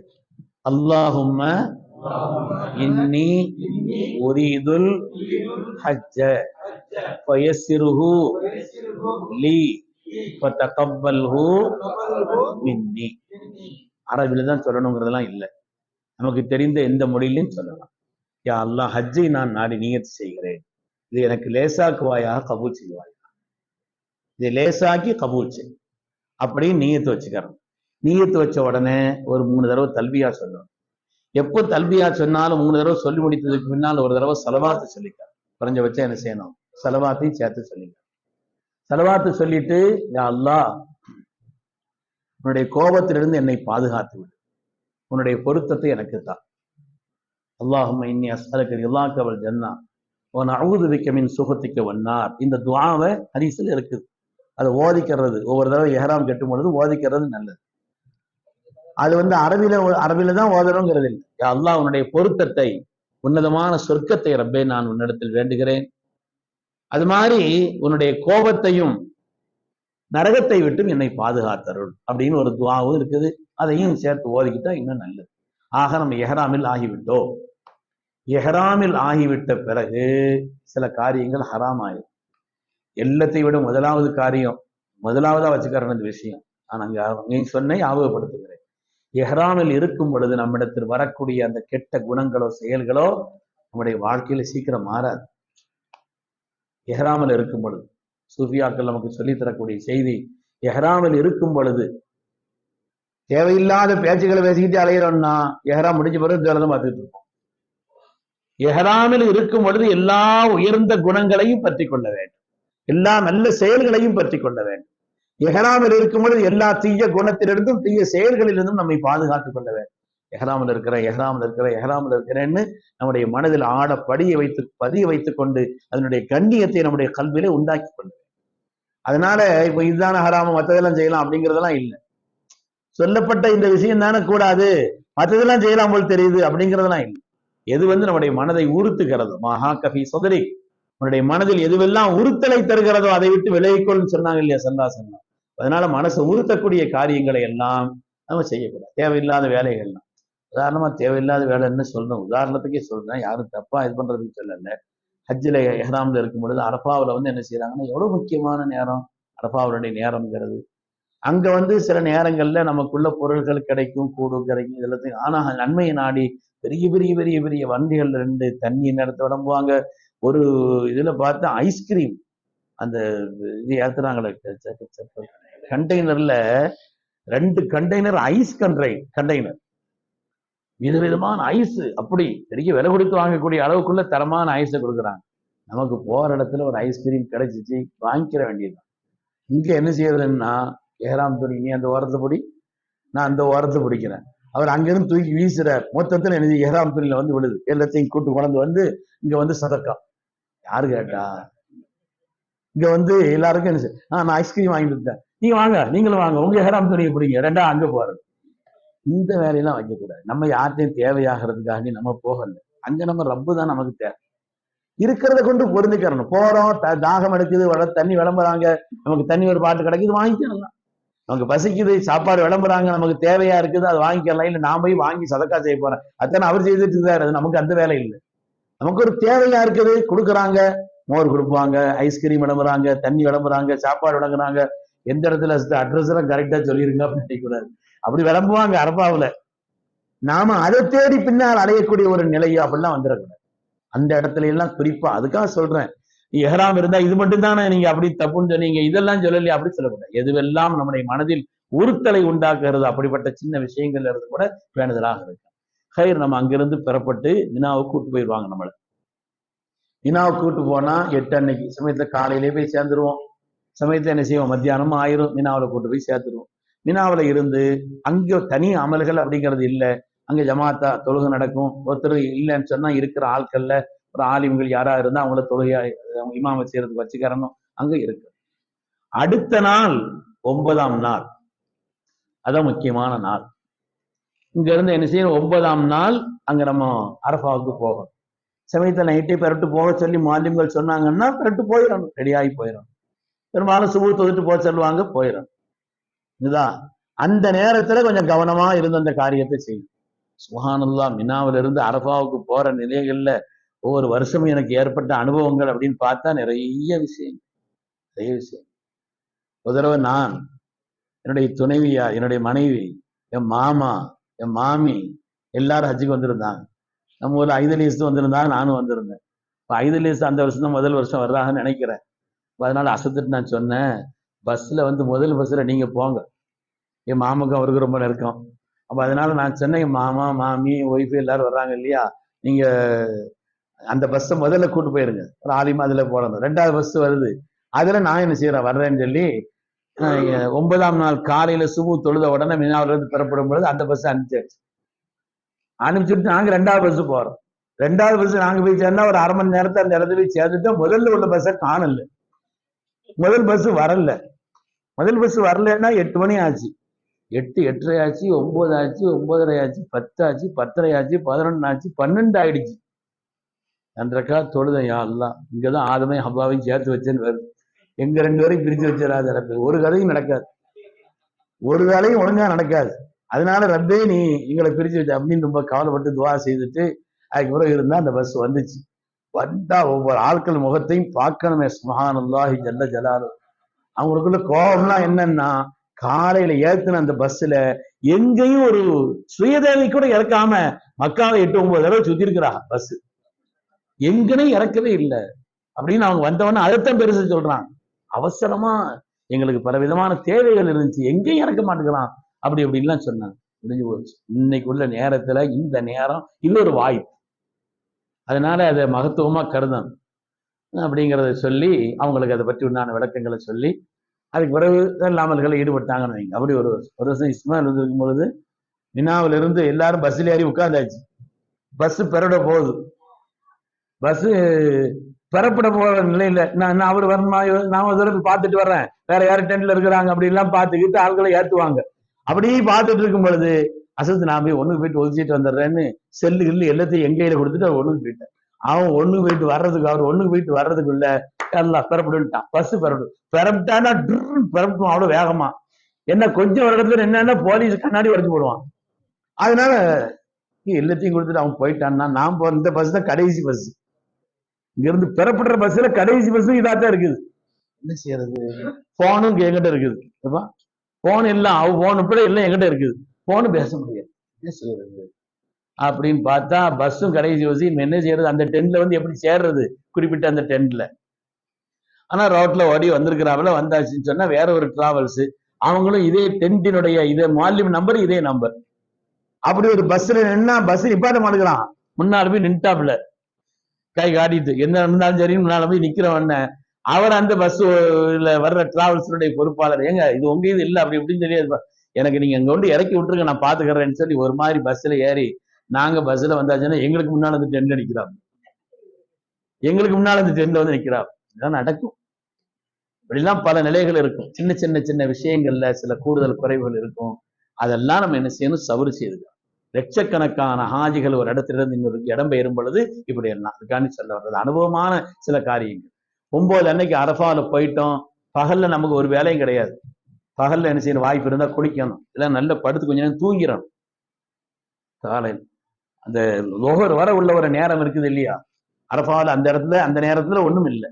நம்ம ராகத்தா படுத்து வாய்ப்பு இருந்தா தூங்கி மத்தியானத்துக்காக வேண்டி அந்த எண்ணத்துல தூங்கி நம்ம ஓய்வு எடுத்துக்கிறோம். உச்சி சாஞ்சதுல இருந்து அரஃபாவுடைய மகத்துவம். அரஃபாவுக்குன்னு சொல்லியா உச்சி சாஞ்ச உடனே லோகர் உச்சி சாஞ்ச உடனே அதுல இருந்து ஆரம்பம். அரஃபாவுக்கு அவ்வளவு சிறப்புகள் இருக்குது. அல்லாஹ் தன்னுடைய மலக்குமாரிடத்தில் பெருமை பேசக்கூடிய நாள் அரஃபா. ஆலமுல் அர்வாஹ் ஆன்மாக்களின் உலகத்தில் எல்லா உயிர்களையும் ஒன்று சேர்த்து நான் உங்களுடைய இரட்சகன் அல்லவா அல்லாஹ் கேட்டான் இல்லையா? அது நடந்த இடம் அரஃபா. ஷைத்தான் அலறி அடித்துக் கொண்டு ஓடக்கூடிய நாள் அரஃபா. அல்லாஹு தஆலா அடியார்களோடு நெருங்கி வந்து பாவங்களை இந்த அளவுக்கு மன்னிக்கிறான். அன்று பிறந்த பாலகர்கள் போல் அவர்களை மாற்றக்கூடிய நேரம் இடம் இந்த அரஃபா. இந்த தீன் நிறைவு செய்யப்பட்ட நாள் அரஃபாவுடைய நாள். அல் யௌம அக்மல்து லக்கும் தீனக்கும், இந்த தீனை உங்களுக்கு நான் நிறைவு செய்து தந்தேன் என்று அல்லாஹ் சொல்கிறானே, அப்படி நிறைவுபடுத்திய இடம் அது அரஃபாவுடைய நாளும் அந்த இடம். அதனால ஹாஜிகளுக்கு அன்று ஒரு அரஃபாவுடைய நாள் இருக்குது, நமக்கு ஒரு பெருநாள் மாதிரி. அது துன்யாவுல உள்ள எல்லோருக்கும் அரஃபாவுடைய நாளிலே அல்லாஹு தஆலா சுன்னத்தான நோன்பு வைக்க சொன்னான். அந்த நோன்பினுடைய கூலி என்னன்னு சொன்னா கடந்த வருஷம் வரும் வருஷங்களின் பாவங்களை மன்னிக்கிறது. ஹாஜிகளுக்கு நோன்பு வைக்க வேண்டியதில்லை. அன்னைக்கு அவங்களுக்கு ஒரு பெருநாள் மாதிரி. அன்னை உம்முல் ஃபضல் ரலியல்லாஹு அன்ஹா ஸல்லல்லாஹு அவங்களுக்கு பால் கொண்டு கொடுத்தாங்க. ஸல்லல்லாஹு எல்லோருக்கும் முன்னாலும் பால் குடித்தார்கள் என்று வருகிறது. நோன்பு வைக்கல அரஃபாவில் இருக்கிற நேரத்துல. நோன்பு அந்த அரஃபாவில் இருக்கக்கூடிய அந்த நாளில் நாம உற்சாகத்தோடு இருந்து கொள்ள வேண்டும். அதனால இந்த பகல்ல தொகர் வர ஒண்ணும் இல்லை. தொகருக்கு பிறகு உள்ள நேரங்கள் தான் திக்ர்கள் செய்ய வேண்டும், துஆக்கள் ஈடுபட வேண்டும். நல்ல காரியத்துல கொஞ்சம் அலுப்பா இருக்குதா, எல்லாரும் உட்கார்ந்து செய்துட்டு இருப்பாங்க. அப்பதான் தஸ்பீஹ் கழுவணும் தூக்கத்துல. அப்ப என்ன செய்யும்? கொஞ்சம் அலுப்பா இருக்கும். ஷைத்தான் நம்மளை எப்படியாவது அந்த கவனத்தை விட்டு திருப்புறதுக்கு வேற வேலைகள். தூக்கமா இருந்துச்சுன்னா நான் சொல்லுவேன் எழுந்திருச்சு நின்று, நான் முதல்ல எஞ்சி நின்றுவேன். எழுந்திருச்சு நின்று என்ன செய்யணும்? திக்ர் செய்யணும். கொஞ்ச நேரம் என்ன செய்யணும்? தூக்கத்தை போக்குற மாதிரி உள்ள காரியங்களை கொஞ்சம் செய்துக்கிறணும். அப்படியெல்லாம் நம்மளை சுறுசுறுப்படுத்திக்கிட்டு ரொம்ப இதா இருக்கு, சடைவா இருக்குன்னு எல்லாரும் சொல்லணும். எல்லாம் சோம்பேறித்தனமா இருக்கு, கவனம் இல்லாம இருக்கு, கவனம் வரமாட்டேங்குது. இந்த அரஃபாவை பத்தி அவ்வளவு சொன்னாங்க ரப்பே, எனக்கு அரஃபாவில் இப்படி கவனம் இல்லாம இருக்குது ரப்பே, என்னுடைய கவனத்தை ஈடுபடுத்தித்தா. நீங்க கபூல் செய்யக்கூடிய அளவுக்குள்ள நல்ல விஷயங்களை என்னுடைய கவனத்தில் தந்து அதை ஓதக்கூடிய நசீவையும் தான் அப்படின்னு அதையும் கேட்டுக்கிறேன். நல்லா நமக்கு இயலங்கிறதே ரப்பிட்டு சொல்லிடுறேன், அவ்வளவுதான். அதுக்கு கூட அல்லாஹு தஆலாவுடைய விரத்திலிருந்து நமக்கு என்ன செய்யும்? ஒரு குவத்து மாற்றலும் வந்து சரி அந்த நேரத்தை பாக்கியமா கழிக்கணும். மகரிப் வரை இல்ல 5 அமல் செய்யணும்னு உங்களுக்கு சொல்லியிருந்தோம். ஞாபகம் இருக்காங்க? என்னன்னா முதலாவது 4ஆம் கலிமா. முதல்ல 4வது கலிமா அத خير الدعاء في يوم عرفة ما أنا قلت والنبيون من قبلي லா இலாஹ இல்லல்லாஹு வஹ்தஹு லா ஷரீக லஹ். உலகத்தில் நானும் எனக்கு முன்னால் உள்ள எல்லா நபிமார்களும் இந்த இடத்தில் சொன்ன வார்த்தைகளில் ஆக சிறந்த வார்த்தை, ஆக உன்னதமான ஒரு துஆ திக்ர், அது லா இலாஹ இல்லல்லாஹு வஹ்தஹு லா ஷரீக லஹு லஹுல் முல்கு வலஹுல் ஹம்து வஹுவ அலா குல்லி ஷைஇன். அந்த ஹதீஸினுடைய வாசகத்துல யுஹ்யி வ யுமீத் வரல, தடங்கள்ல வருது. இலகுவா ஆக்கணும், எல்லாருக்கும் ஓதுறதுக்கு ஆக்கணும் அப்படிங்கிறதுக்காக வேண்டி என்னமோ லா இலாஹ இல்லல்லாஹு வஹ்தஹு. இதெல்லாம் நம்ம அங்க மத்தவங்க சொல்றாங்க, சொல்லல, நமக்கு வாய்ப்பு கிடைச்சிச்சு, நம்ம ஓதிக்கிறோம். குறைஞ்சது ஒரு 100 தடவை, வாய்ப்பு இருந்தா கூடுதலா ஓதிக்கிறோம். மூணாம் கலிமா ஒரு 100 தடவை ஓதிக்கிறோம். மூணாம் கலிமாவை 60 கலிமாத்தின் யுஹிப்புஹுன் அல்லாஹ், அல்லாஹ் நேசிக்கும் 4 வார்த்தைகள், சுப்ஹானல்லாஹ் வல்ஹம்துலில்லாஹ் லா இலாஹ இல்லல்லாஹ் வல்லாஹு அக்பர், அதை ஓதிக்கிறோம். அல்லாஹு அக்பர், லா ஹவ்ல வலா குவத்த சேர்த்தும் ஓதவும் செய்யலாம், ஓதாமலும் இருக்கலாம். அதுக்கு அடுத்து மூணாவதாக அந்த இடத்துல இஹ்லாஸ் ஓதணும். குல் ஹுவல்லாஹு அஹத். பெண்கள் தொடக்கொண்டவர்களாக இருந்தா ஓத வேண்டியது இல்லை, குர்ஆனுடைய ஒரு சூறாங்கிற காரணத்தினால. அவங்களுக்கு தொடக்குங்கிற காரணத்தினால ஹஜ்ஜினுடைய எந்த அமலும் பெண்களுக்கு பாதிக்காது, அதை ஞாபகம் வச்சுக்கலாம். பெண்கள் அந்த நேரத்தில் ரொம்ப சங்கடப்படுவாங்க, ஒருவேளை தொடக்கம் வந்துருச்சுன்னு வைங்களேன், இருந்திருந்து இந்த நேரத்தையும் வந்து சேரணும்னு கேட்பாங்க. அப்படிலாம் ஒண்ணுமே இல்லை. ஆயிஷா ரலியல்லாஹு அன்ஹா அவங்க தொடக்குள்ள நடையில வந்தாங்கன்னு வருது. நம்முடைய தாய் அவங்களுக்கும் மன சங்கடமா இருந்துச்சு, ரசூலுல்லாஹ்வோட நான் ஹஜ் செய்வேன், இந்த நேரத்துல இப்படி ஒரு நிலை இருக்குதுன்னு சொன்னாங்க. இல்ல அது அதனால ஒரு குறையும் இல்லைங்கிறத உம்மத்துக்கு காட்டுறதுக்கும் வழிநடத்துறதுக்கும் அல்லாஹ் செய்த ஏற்பாடு. அதனால அங்க என்ன செய்யணும்னா, மூணாவது குல் ஹுவல்லாஹ் ஓதிக்கிறணும். நம்ம பெண்கள் தொடக்குள்ள நிலையில் உள்ளவர்களை தவிர மற்றவங்க ஓதிக்கிறோம். அதுக்கு ஒரு இஸ்திக்ஃபார், அல்லாஹ்விடத்துல மன்னிப்பு தேடணும். நம்ம பாவத்தை மறந்துடுவோம், செய்த பாவத்தை நம்ம மறந்துருப்போம், அல்லாஹ்வுடைய ஏடு என்ன மறந்தா போயிரும். அந்த கியாமத்துல ஏட்ட தரும்போது பார்ப்போமா, அப்போ சொல்லுவானா, மாலி ஹாதல் கிதாப் லா யுகாதிர் சகீரத்தன் வலா கபீரத்தன். இது என்ன நூதனமான கிதாபா இருக்கு, ஒண்ணும் விடலையே, ஒரு காரியத்தையும் விட்டு வைக்கலையே. நமக்கு மறந்துருக்கும், நம்ம இப்ப கொஞ்சம் பரிசுத்தமாயிட்டோம் அப்படின்னு சொல்லி நம்மளை நினைச்சுக்கிட்டு செய்த பாவங்களை எல்லாம் கண்டுக்கிறாம இருப்போம். அல்லாஹ்வுடைய ஏட்டில் அது இருக்கும். அதனால கியாமத்தில் அல்லாஹு தாலா கையில தரும் பொழுது வாங்கினோன்னு சொல்லுவானா, மாலி ஹாதல் கிதாப், இது என்ன நூதனமான ஒரு கிதாபா இருக்குது. எல்லாத்தையும் ஒரு சிப்புல பதிவு பண்ணி கொடுக்குற மாதிரி சிறுசா தான் இருக்கும், ஆனா எல்லாம் இருக்கும் அதுல. லா யுகாதிர் சகீரத்தன் வலா கபீரத்தன். எந்த பெரிய சிறிய பாவங்களும் விடப்படாது, எல்லாத்தையும் கொடுக்கும். வலா எதிரியும் ரப்பு யாருக்கும் அநியாயம் செய்ய மாட்டான்னு. அப்ப அதனால அப்படி நமக்கு கையில தரும் பொழுது வலக்கையில தரணும், பரிசுத்தமான நிலையில இந்த ஏட்ட வலக்கையால வாங்கணும். அப்படிப்பட்ட ஒரு நிலை. அதாவது பாவங்கள் மன்னிக்கப்படுறதுன்னு ஒண்ணு இருக்குது, ஏட்டில இருந்து கூட அல்லாஹ் அழிக்கிற பாவங்கள்னு இருக்குதான். அல்லாஹு தாலா மன்னிக்கிறது ஏட்டில இருக்கும், அல்லாஹ் மன்னிச்சிருவான், அது ஒரு நிலை. இன்னொரு நிலை இருக்குது, மலக்குமார்களுக்கு கூட தெரியாது, ஏட்டில கூட அல்லாஹ் அழிச்சிருவான். அதையும் அல்லாஹ்ட்ட கேட்க, ரப்பே என்னை கேவலப்படுத்திடாத ரப்பே. அப்படிப்பட்ட ஒரு நிலையில நாக்குன்னு அல்லாஹ்ட்ட கேட்க. அதனால ஏட்டில கூட அந்த பாவங்கள் அழிக்கப்படக்கூடிய விதத்தில் ரப்பிடத்தில் நம்ம மன்னிப்பு கேட்கணும். குறைஞ்சது ஓதக்கூடிய வார்த்தைகள்ங்கிறது மனசுதான் முக்கியம். மனதால நினைச்சு நினைச்சு நினைச்சு நினைச்சு நினைச்சு ரப்பிட்ட உருகிறோம்னு வைங்க, அதுதான் மன்னிப்பினுடைய அசல். வார்த்தைகள் என்பது அதனுடைய அடையாளங்கள். அதனால அஸ்தக்ஃபிருல்லாஹல் அலீம் அப்படிங்கிறது ஓதலாம். பெரிய பெரிய இஸ்திக்ஃபாரும் இருக்குது. குறைஞ்சது அஸ்தக்ஃபிருல்லாஹல் அலீம் ஒரு 100 தடவை, இல்லைன்னா ஒரு 300 தடவை என்ன செய்யணும், அது ஓதிக்கணும்.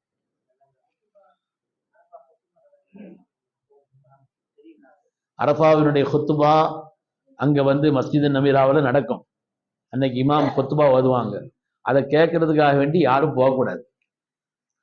சத்தம் கேட்கிற மாதிரி இருக்கு, பக்கத்துல இருக்கிற மாதிரி இருக்குன்னு சொல்லி தயவு செய்து அதுக்காக வேண்டி முயற்சித்து போகவோ, தனி ஆளா இருக்கிறாங்க, அவங்களுக்கு வழி தெரியும், ஏதாவது காரியத்தை செய்யறாங்க, போய் கேட்டு வர்றாங்க, அது என்ன, அது வேற விஷயம். பொதுவாக ஹாஜிகள் யாரும் அப்படிப்பட்ட காரியத்திற்காக நீங்க செல்லக்கூடாது. செல்லாமல் இருப்பது, குத்துபாவை கேட்கறது, போறது, பள்ளியில இருக்கிறது எல்லாம் நல்லதுதான். ஆனால் நாம இப்ப ஒரு குரூப்போட இருக்கிறோம், கேட்கும், குறிப்பிட்ட தொலைவு தூரம் கேட்கும். அரஃபாங்கிறது கிட்டத்தட்ட 15 கிலோமீட்டர் தொலைவு தூரம். எல்லாருக்கும் கேட்கற மாதிரி வச்சிருக்க மாட்டாங்க, எல்லாருக்கும் கேட்கற மாதிரி இருக்காது. அந்த ரோடு சைடுகள்ல வச்சிருப்பாங்க. அல்ல, அவங்க முடிவு பண்ண இடம் தான். அரஃபால தங்குறதுங்கிறது நமக்கு ஒரு டென்ட் போட்டிருப்பாங்க. முஅல்லிம் 19ஆம் நம்பர் முஅல்லிம்னு சொன்னா அவருடைய எல்கைக்கு உட்பட்டு தான் நம்ம போய் தங்க விட்டுருவாங்க. நம்ம வெளியே போனா அவரு ஒண்ணும் சொல்ல மாட்டாரு, அதை பத்தி ஒண்ணும் இல்லை, நம்மள்ட்ட அந்த கார்டு இருந்தா திருப்பி உள்ள விட்டுருவாங்க. ஆனால் அரஃபாவுடைய அன்று லுஹரை அசரை அங்கு சேர்த்து தொழுவார்கள், ஒரு குத்துபா ஓதுவார்கள், அதெல்லாம் இருக்குது, சுன்னத்தா இன்னைக்கு நடக்கத்தான் செய்யுது. ஆனால் நாம் அதை கேட்கறதுக்குன்னு சொல்லி போய் நிலை விட்டுறக்கூடாது. அனுபவத்துல ஒரு விஷயத்தையும் சொல்கிறேன், நேரம் ஆயிடுச்சோ. 5 இஸ்திக்ஃபார் சொல்லியாச்சு, கடைசியா ஸலவாத் வாதி. ஒரு 4 வருஷமா 5 வருஷமா இருக்கும். ஒரு ஆள் உது செய்யறதுக்குன்னு போனார். ஓதிக்கிட்டு இருக்கும் பொழுது கொஞ்சம் கவனமா நம்ம என்ன செய்யணும், அரஃபாவில் இருக்கும் பொழுது இதுங்க பக்கம் இருக்க மாதிரி தெரியும், அடுத்த பாத்ரூம் அங்க இருக்க மாதிரி தெரியும், பக்கத்துல தான் இருக்குதுன்னு எங்கனையாவது போய் அப்புறம் சுத்திக்கிட்டே இருக்க கூடாது.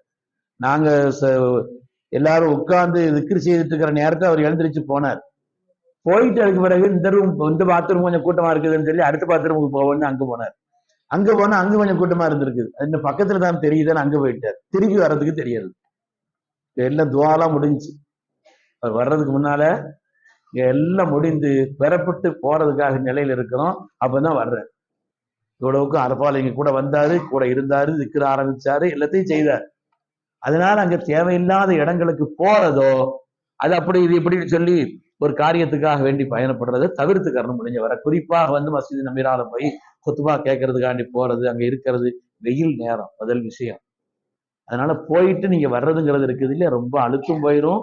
அந்த காரியங்களை முடிஞ்ச வர அதுக்கு இது உள்ளவங்க தனியா வந்தவங்க அதை ஒட்டி தங்கி இருக்கிறாங்க, கேட்கிறாங்க, அது வேற விஷயம். ஆனா அதுக்குன்னு பொதுவான ஹாஜிகள் போறது விரும்பத்தக்கதல்லைங்கிறது கவனம். நேரம் சொல்லுவோமா, அதுக்கு பிறகு துவா இருக்குது, முஸ்தலிஃபா இருக்கு, ஒன்று அடுத்தடுத்த கூட்டத்திலும் சொல்லணுமா, சொல்லி முடிச்சிட வாஸ்து மகரிப் பிறகு சொல்லுவோமா. இன்ஷா அல்லாஹ் நீங்க ஒது செய்யிட்டு தயாராகுங்க. அதுக்கு பிறகு அசத்து வர சுன்ன தொழுதோன்னு நீங்க உட்கார்ந்துட்டா மீதி உள்ளதையும் நான் சொல்லி முடிச்சிடுறேன்.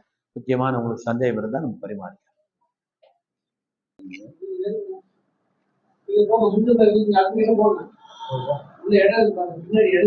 கண்ணியமானவர்களே, இன்ஷா அல்லாஹ் தொடர்ந்து மதீனா முனவ்வரா பற்றி பேசுவதற்கு ஹஸரத் வந்துவிட்ட காரணத்தினால நான் ரொம்ப நேரம் விரிவாக சொல்ல விரும்பல. அதனால இன்ஷா அல்லாஹ் நம்ம 9 அன்னைக்கு அரஃபாவில் இருந்து அந்த காரியத்தை கூட செய்வோம். எப்போ மாலியும் பெறப்பட சொல்றாங்களோ, நமக்கா பஸ் வந்துருச்சோ, நிதானமாக ராகத்தாக இருந்து அதுக்கு பிறகு பெறட்டு முஸ்தலிஃபாவுக்கு வரணும்.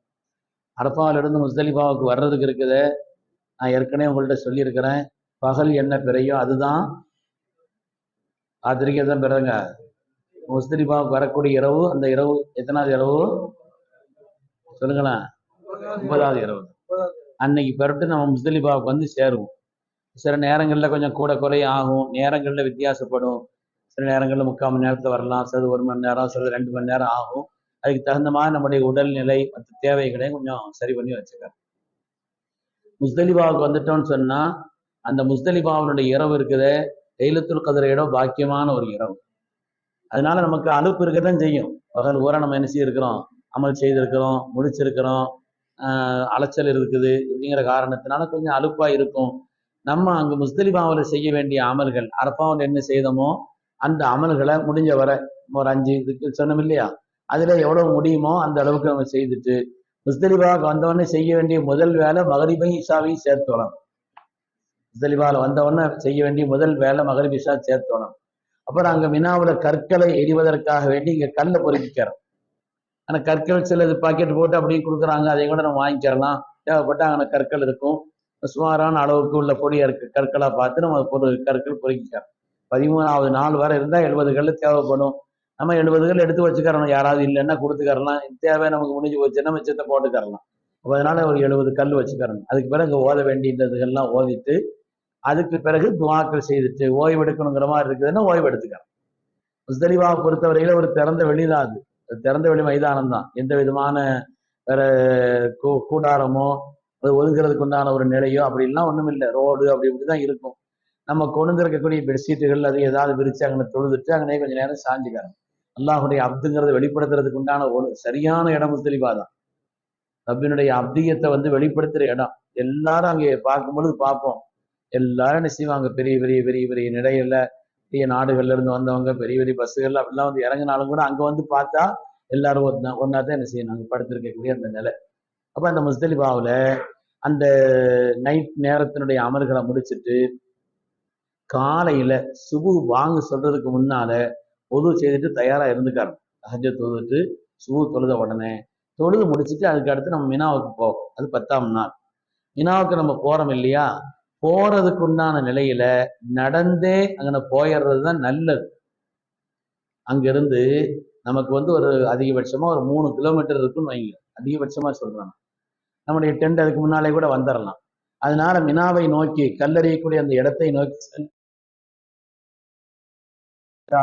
அந்த ரோட்ல இடையில மாறுறதுக்கு வழி இருக்கும், அப்படி மாறிக்கிறலாம். போய் அந்த ரோட்ல போய் நம்முடைய டென்ட்டுகளை பார்த்து நம்ம அங்கே இருந்துட்டோம்னு சொன்னா ஈஸி. பஸ்ல ஏறணும்னு சொன்னா நடந்து வரக்கூடிய பயணிகள் அதிகமா இருக்கிற காரணத்தினால பஸ் விட மாட்டேங்கிறாங்க. அது பஸ்ல ஏறணும்னா பாலத்தை சுத்தி எங்கேயாவது கொண்டு போய் இறக்கி விட்டுறாங்கிற காரணத்தினால அந்த நேரத்தில் நடந்து வருவதுதான் அது பாக்கியமானதும் சீக்கிரமா போய் சேரக்கூடிய ஒரு நிலை. இன்ஷா அல்லாஹ் முஸ்தலிஃபாவுக்கு வந்துட்டோம்னா பிற 10ஆம் நாள், பிற 10ஆம் நாள் ஹஜ்ஜினுடைய நாட்கள்ல வந்து 3ஆம் நாள், பிற 10ஆம் நாள். அது முஸ்தலிஃபா மினாவுக்கு வந்துட்டோம்னு சொன்னா அந்த மினாவில் செய்ய வேண்டிய வேலை அப்படிங்கிறது என்னன்னா, முதல்ல பெரிய சைத்தானுக்கு கல்லறியணும். பெரிய சைத்தானுக்கு 7 கற்கள், சின்ன சைத்தான், நடு சைத்தான், பெரிய சைத்தான் 3 இருக்கும். ஆட்கள் போவாங்க, அந்த பெரிய சைத்தானுக்கு கல் எறிஞ்சிட்டு போறதுக்கு ஒரு பாதை, வர்றதுக்கு ஒரு பாதை வச்சிருப்பாங்க. அந்த பாதை வழியா நம்ம வந்துடணும். அதனால அந்த முதல் கல் எரிஞ்சதோட நம்முடைய தல்வியா முடிஞ்சு போச்சு. முதல் கல் எரிஞ்சதோட அதுக்கு ஒரு தக்பீர் வேணா சொல்லலாமே தவிர தல்வியாங்கிறது கல்லெறிய ஆரம்பிக்கக்கூடிய அந்த நேரத்தோட தல்பியா அப்படிங்கிறது நிறைவாகி போச்சு. அங்கிருந்து முடிச்சுட்டு நாம என்ன செய்வோம், நம்ம டென்ட்டுக்கு வர்றோம். டென்ட்டுக்கு வந்தால் முதல்ல கல்லெறிகிற வேலை முடிஞ்சிச்சு. அதுக்கு அடுத்து அறுத்து பலியிட வேண்டும். தமத்துவங்கிற ஹஜ்ஜு செய்யற காரணத்தினால நம்ம குர்பானி கொடுக்குறோம். அது ஹதியின் பழக்கத்துல சொல்லுவாங்க, அங்குள்ள பழக்கத்துல ஹதி அப்படின்னு சொல்லுவாங்க. இப்ப அதனால அந்த அறுத்து பலியிடுவதற்காக வேண்டி ஏற்கனவே நம்ம பேங்க்ல கட்டிட்டோம், ஏற்கனவே அல்லது ஹஜ் கமிட்டில வந்து நம்மள்கிட்ட வாங்கிட்டாங்க அப்படின்னு சொன்னா நேரம் குறிச்சு தந்திருந்தால், அது கன்ஃபார்மா நமக்கு நேரம் குறிச்சு தந்திருக்காங்கன்னா அந்த நேரத்தை வந்து கவனத்துல கொண்டு அதுக்கு பிறகு நம்முடைய தலைமுடியை இறக்கி எஹ்ராம களைய வேண்டும். இல்ல பல இடங்கள்ல இப்ப அங்க உள்ள நிலைகள்ல லட்சக்கணக்கான ஆடுகளை அறுத்து கொடுக்க வேண்டிய ஒரு நிலையில நேரம் குறிக்கிறதுங்கிறது கஷ்டமா இருக்கும் அவங்களுக்கும், நமக்கும் வந்து அது சிரமம் அப்படிங்கிற நிலையில அதை கொடுத்துட்டோம் அப்படிங்கிறது தெரிஞ்சுனாலே நம்முடைய தலைமுடி இறக்கிறோம். மெயினா 10 அன்னைக்கு செய்ய வேண்டிய காலம் முதல் வேலை என்னங்க, நீங்க பதில் சொல்லணும். முதல்ல சைத்தானுக்கு கல் எறிகிறது, 7 கல் பெரிய சைத்தானுக்கு மட்டும். 2வது வேலை குர்பானி. கல்லெறிஞ்சதுக்கு பிறகு 2வது உள்ள வேலை அப்படிங்கிறது வந்து குர்பானி கொடுக்கிறது. கல்லெறியும் பொழுது ரஜ்மல்லி சைத்தான் ஒரு இதழ் ரஹ்மான் சொல்லி எறியணும். இல்ல விஸ்மில்லா அல்லாஹுக்குன்னு சொன்னாலும் போதுமானது. கல்லெறியும் பொழுது ஒவ்வொரு கல்லையும் தனித்தனியா எடுத்து எறியணும். 7 கல்லையும் மொத்தமா வச்சு எறிஞ்சோன்னா ஒரு கல்லுன்னு அர்த்தம். அதனால ஒவ்வொரு கல்லையும் தனித்தனியாக நம்ம கையில எடுத்து 7 கற்கள் எறிய வேண்டும். அதுக்கு பிறகு நம்ம 2வது வந்து குர்பானி கொடுக்கணும். ஏற்கனவே கெட்டிட்டோம்னா அந்த பிரச்சனை இல்லை, தலைமுடி இறக்கிறணும். தலைமுடி இறக்கி எஹ்ராமுடைய ட்ரெஸ் நம்ம களைஞ்சிட்டு நார்மல் ட்ரெஸ்ல நம்ம வந்துடும். நார்மல் ட்ரெஸ்ல வந்துடும். 10 அன்னைக்கு முதல்ல நம்ம கல் எறிஞ்சிட்டோம், அதுக்கு அடுத்து நம்ம வந்து குர்பானி கொடுத்துட்டோம், அதுக்கு அடுத்து தலைமுடி இறக்கிட்டோம். இது எஹ்ராம களைஞ்சி நார்மல் ட்ரெஸ்ல வந்துட்டோம். இனிமே செய்ய வேண்டிய வேலை 10, 11, 12 இந்த நாட்கள்ல மக்கால போய் ஃபர்லான தவாஃப். ஹஜ்ஜினுடைய முக்கியமான கடமையே 2 கடமை தான். அரபால தங்கிறது, 2வது ஃபர்லான தவாஃப். அதனால ஃபர்லான அந்த தவாஃபை செய்யறதுக்கு போகணும். இது சில பேர் 10 அன்னைக்கே போவாங்க. மினாவில் வேற தங்க வேண்டியது இருக்குது. அங்க போயிட்டு கல் எறிஞ்சிட்டு திருப்பி மினாவுக்கு வரணும். நம்ம தவாஃப் செய்துட்டு இங்க வரணும். தவாஃபும் சையும் செய்யணும். தவாஃபையும் சையையும் செய்துட்டு நம்ம டென்ட்டுக்கு வரணும். சில பேர் 10 அன்னைக்கே போயிட்டு தவாஃப் செய்துட்டு சையும் செய்துட்டு நேரம் என்ன நான் கிடுகிடுன்னு சொல்றேன், ஏன்னா கொஞ்சம் விலைக்கு விரிவா சொல்லணும், நேரம் ஆயிடுச்சு. அங்க போய் தவாஃபையும் சாயையும் செய்துட்டு திருப்பி நம்முடைய டென்ட்டுக்கு வந்துடும். டென்ட்டுக்கு நம்ம வர்றதுக்கு 10 அன்னைக்கே போகலாம், 11 போகலாம், 12 போகலாம். ஆனா நல்லது அப்படிங்கிறது இருக்குது இல்லையா, அதுல 11ஆம் நாள் இரவிலே குறிப்பிட்ட அளவிற்கு மினாவில் தங்கிவிட்டு அதுக்கு பிறகு நம்ம ஆட்கள் சேர்ந்து இங்க போய் வண்டியோ அதை ஏதோ பிடிச்சி பாலத்துல ஏறினோம்னா வண்டி கிடைச்சிரும். அப்படி வண்டி பிடிச்சு நம்ம அங்க போனோம்னு சொன்னா மினாவுல தங்குன அந்த கடமையும் நமக்கு ஒரு வகையில் நீங்கிருச்சு. அங்க போனா கூட்டமும் கொஞ்சம் கம்மியா இருக்கும். 10ஆம் நாள் கூட்டம் ஜாஸ்தியா இருக்கும், 12ஆம் நாளும் கூட்டம் ஜாஸ்தியா இருக்கும். இந்த 11ஆம் நாள் கொஞ்சம் கூட்டம் கம்மியா இருக்குங்கிற காரணத்தினால அந்த நேரம் பொருத்தமானது. அந்த நேரத்துல இருந்து செய்யணுங்கிறது இல்லை, 10 செய்யலாம், 11 செய்யலாம், 12 செய்யலாம். கூட வர்ற ஆட்கள்லாம் ஒரு நேரத்துல போறாங்கன்னு அந்த நேரத்துல போயிடணும். ஆனாலும் நம்ம ஒரு முடிவெடுக்கிற நிலையில இருந்துச்சுன்னு சொன்னா 11ஆம் நாள் அந்த இரவு மினாவில் ஒரு பகுதி தங்கி முடித்து விட்டு அதற்கு பிறகு உதாரணமா ஒரு 11 மணிக்கு பெறப்படுறோம்னு வாங்கி மினா விட்டு வெளியேறதுக்கு 12 தாண்டிடும். அப்ப அதனால நம்ம அங்க தங்கின ஒரு நிலையும் நமக்கு கிடைச்சிரும். அதுக்கு பிறகு போய் மக்கால தவாஃபு சையும் செய்து முடிக்கிறதுக்கு நமக்கு அது தஹஜ்ஜுத் பாங்கோ அல்லது சுபு பாங்கோ வந்துடும். அங்க போய் செய்து முடிக்கிறதுக்குள்ள அதை செய்து முடிச்சுட்டு அதுக்கு பிறகு நம்ம இடத்துக்கு திரும்பிடணும். திரும்பி வந்து அன்னைக்கு சாயங்காலம் நமக்கு வந்து 11ஆம் நாள் 12ஆம் நாள் இந்த 2 நாளும் மினால நமக்கு வேற எந்த வேலையும் இல்லை, கல்லறிகிறத தவிர, மினாவில் கல்லறிகிறத தவிர. ஆனால் இந்த 2 நாளும் 11ம் 12ம் எரிய பெற வேண்டிய கல்லினுடைய அளவு 21. சின்ன சைத்தானுக்கு 7, நடு சைத்தானுக்கு 7, பெரிய சைத்தானுக்கு 7. 12ஆம் நாள் யார் தங்கிட்டாங்களோ, இரவு தங்கிட்டாங்களோ, ஒருவேளை பெறப்படணும்னு பெறட்டு போறாங்க, மகரிப் வந்துடும், அது தங்குதல்ங்கிற அர்த்தம் இல்லை. தங்குறங்க எண்ணத்துல தங்கிட்டோம்னா 13ஆம் நாளும் கல்லறிய வேண்டும். அந்த கல்லறிவதோடு ஹஜ்ஜினுடைய கடமைகள் அல்ஹம்துலில்லாஹ் நிறைவாகி விடுகிறது. 12ஆம் நாளை முடிச்சுக்கிறலாம். 12 நைட்ல தங்கிட்டாங்கன்னா 13ஆம் நாளும் கல்லறிய வேண்டும். முக்கியமான ஏதாவது சந்தேகம் இருந்துச்சுன்னா நீங்க 1-2 கேளுங்க. எழுதி கேட்கிற அளவுக்கு நேரம் இல்லை. அசத்து வந்துட்டேன்.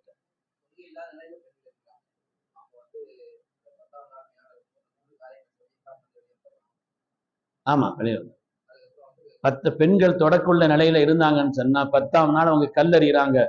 கல்லறிஞ்சிட்டு அதுக்கு பிறகு என்ன செய்யறாங்க, தம்மு கொடுக்குறாங்க அப்படின்னு சொன்னா, தம்மு கொடுக்கறதுனுடைய நேரத்தை தெரிஞ்சுட்டு அதுக்கு பிறகு இஹ்ராம் என்ன செய்யலாம், கலைஞ்சுக்க.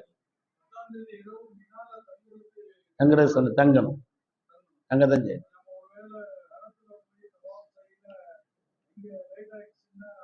இல்ல, நீங்க தங்குறத கவனத்துல வைக்கணும். நீங்க கல்லெறிஞ்சிட்டு அப்படியே போய் ஹரத்துக்கு போயிட்டுன்னா நைட்டுக்குள்ள திரும்பிடணும். அதான் நான் சொல்றேன், நீங்க 10ஆம் நாள் போறதை விட 11ஆம் நாள் போனா நல்லது. 11ஆம் நாள் இரவுல ஒரு 11 மணி வரை இருந்துட்டு அதுக்கு பிறகு நீங்க வந்து தவாஃபு சையும் செய்யறதுக்காக வேண்டி போனீங்கன்னு வைங்க, தங்குனதும் முடிஞ்சிடும், போயிட்டு வர்றதுக்கும் ஈஸியா இருக்கும். கல்லறிவதற்கு பொதுவாக ஏற்றமான நேரம் அப்படிங்கிறது இருக்குது இல்லையா? காலையிலையும் போகலாம், மற்ற நேரத்தையும் போகலாம். ஆனா 10ஆம் நாளா இருந்தாலும் சரி, 10ஆம் நாள் போய் இது பண்ணிட்டு இருப்பாங்க. ஆனால் 10ஓ 11ஓ 12ஓ எல்லாத்துக்கும் அசருக்கு பிறகு நீங்க போனீங்கன்னா பல வகையில நல்லது. காலையில எல்லாம் கூட்ட நெருக்கடி அப்படிலாம் இருக்கும். அதனால அசருக்கு பிறகு போனா கூட்டம் குறைஞ்சுதான் இருக்கும். போற வர வழி தர்ற வழி தனியா வச்சிருப்பாங்க. நமக்கு கடமை இல்லை. நமக்கு பெருநாள் தொழுகையும் கிடையாது. அந்த 5 நாட்கள்ல ஜும்மா இருந்துச்சுன்னா ஜும்மாவும் கிடையாது. நமக்கு வந்து 10ஆம் நாள் பெருநாள் இல்லையா? 10ஆம் நாள் மினாவில் இருக்கிறது இல்லையா? அன்னைக்கு பெருநாள். ஆனா நமக்கு பெருநாள் தொழுகையோ அதெல்லாம் ஒண்ணும் கிடையாது. ஹாஜிகளுடைய உலகமே நடைமுறையே வேற. அது மாதிரி அந்த 5 நாட்கள்ல ஜும்மா இருந்துச்சுன்னாலும் நீங்க பள்ளியிலேயே போய் மஸ்ஜிதுல் ஹைஃப்ல மினாவுல பள்ளியிலேயே போய் தொழுதாலும் கூட பள்ளியிலேயே கூட 2 ரக்காத் லொஹர் சாதாரண தொழுதுவாங்களே தவிர ஜும்மாவுடைய தொழுகை நடக்காது. அதனால அந்த 5 நாட்களுக்குள்ள ஜும்மா வந்தா ஜும்மாவும் கிடையாது, பெருநாள் அன்னைக்கு பெருநாள் தொழுகையும் நமக்கு கிடையாது. சில பேர் அங்க தேவையில்லாம புதுசா நம்ம எதையாவது செய்யணும், பேனதலா செய்யறோம்னு சொல்லிட்டு இவர் 5-6 பெஞ்சு தூக்கி போட்டு ஒரு அலக்குடியை வச்சு மேடையில் ஏறி என்னத்தையும் செய்துட்டு இருக்கிறாங்க. அப்படி காரியங்கள்லாம் ஈடுபடக்கூடாது. அதாவது ஹஜ்ஜுக்கு போயிருக்கிற பொறுப்பாளிகளுக்கு அவங்களுக்கு அங்கதான் கடமை. அது யார் நீங்க இங்க குர்பானி கொடுக்கறதுங்கிறது வேற. இது நீங்க கொடுக்கலாம். அது ஆனா பொறுப்பாளிகளா நீங்க அங்க போயிருக்கிற காரணத்தினால, நீங்க தமத்துவனுடைய ஹஜ்ஜு செய்யற காரணத்தினால அங்கதான் உங்களுக்கு முக்கியமான கடமை. பொறுப்பாளியான நீங்க அங்க போயிட்டீங்கன்னா உங்களுக்கு அதுதான் கடமை இல்ல.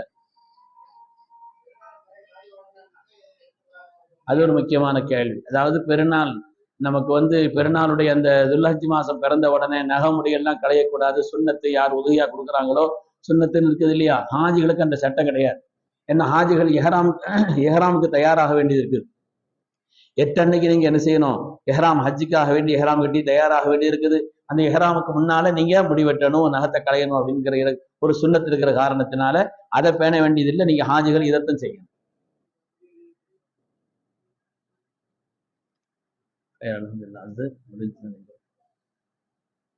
அல்லாஹு தாலா நம் எல்லோருடைய ஹஜ்ஜையும் லேசாக்கி அருள்வானாக, இஹ்லாசுடன் ஆக்கி அருள்வானாக. எந்த விதமான சிரமம் இல்லாமல் ஆரோக்கியத்துடன் ஆபியத்துடன் அல்லாஹ் பொருந்தி கொள்ளக்கூடிய விதத்திலும் நமக்கு நாம் பேணுதலான முறையில் செய்வதற்கும் மற்றவர்களுக்கும் உதவிகரமாக இருந்து இந்த காரியத்தை நிறைவேற்றுவதற்கும் அல்லாஹ் நசீவை தந்தருள்வானாக. ஆமீன் ஆமீன் யா ரப்பல் ஆலமீன். வ ஆகிரு தஅவானா அல்ஹம்துலில்லாஹி ரப்பில் ஆலமீன். மஜ்லிஸ் உலமாவுக்காக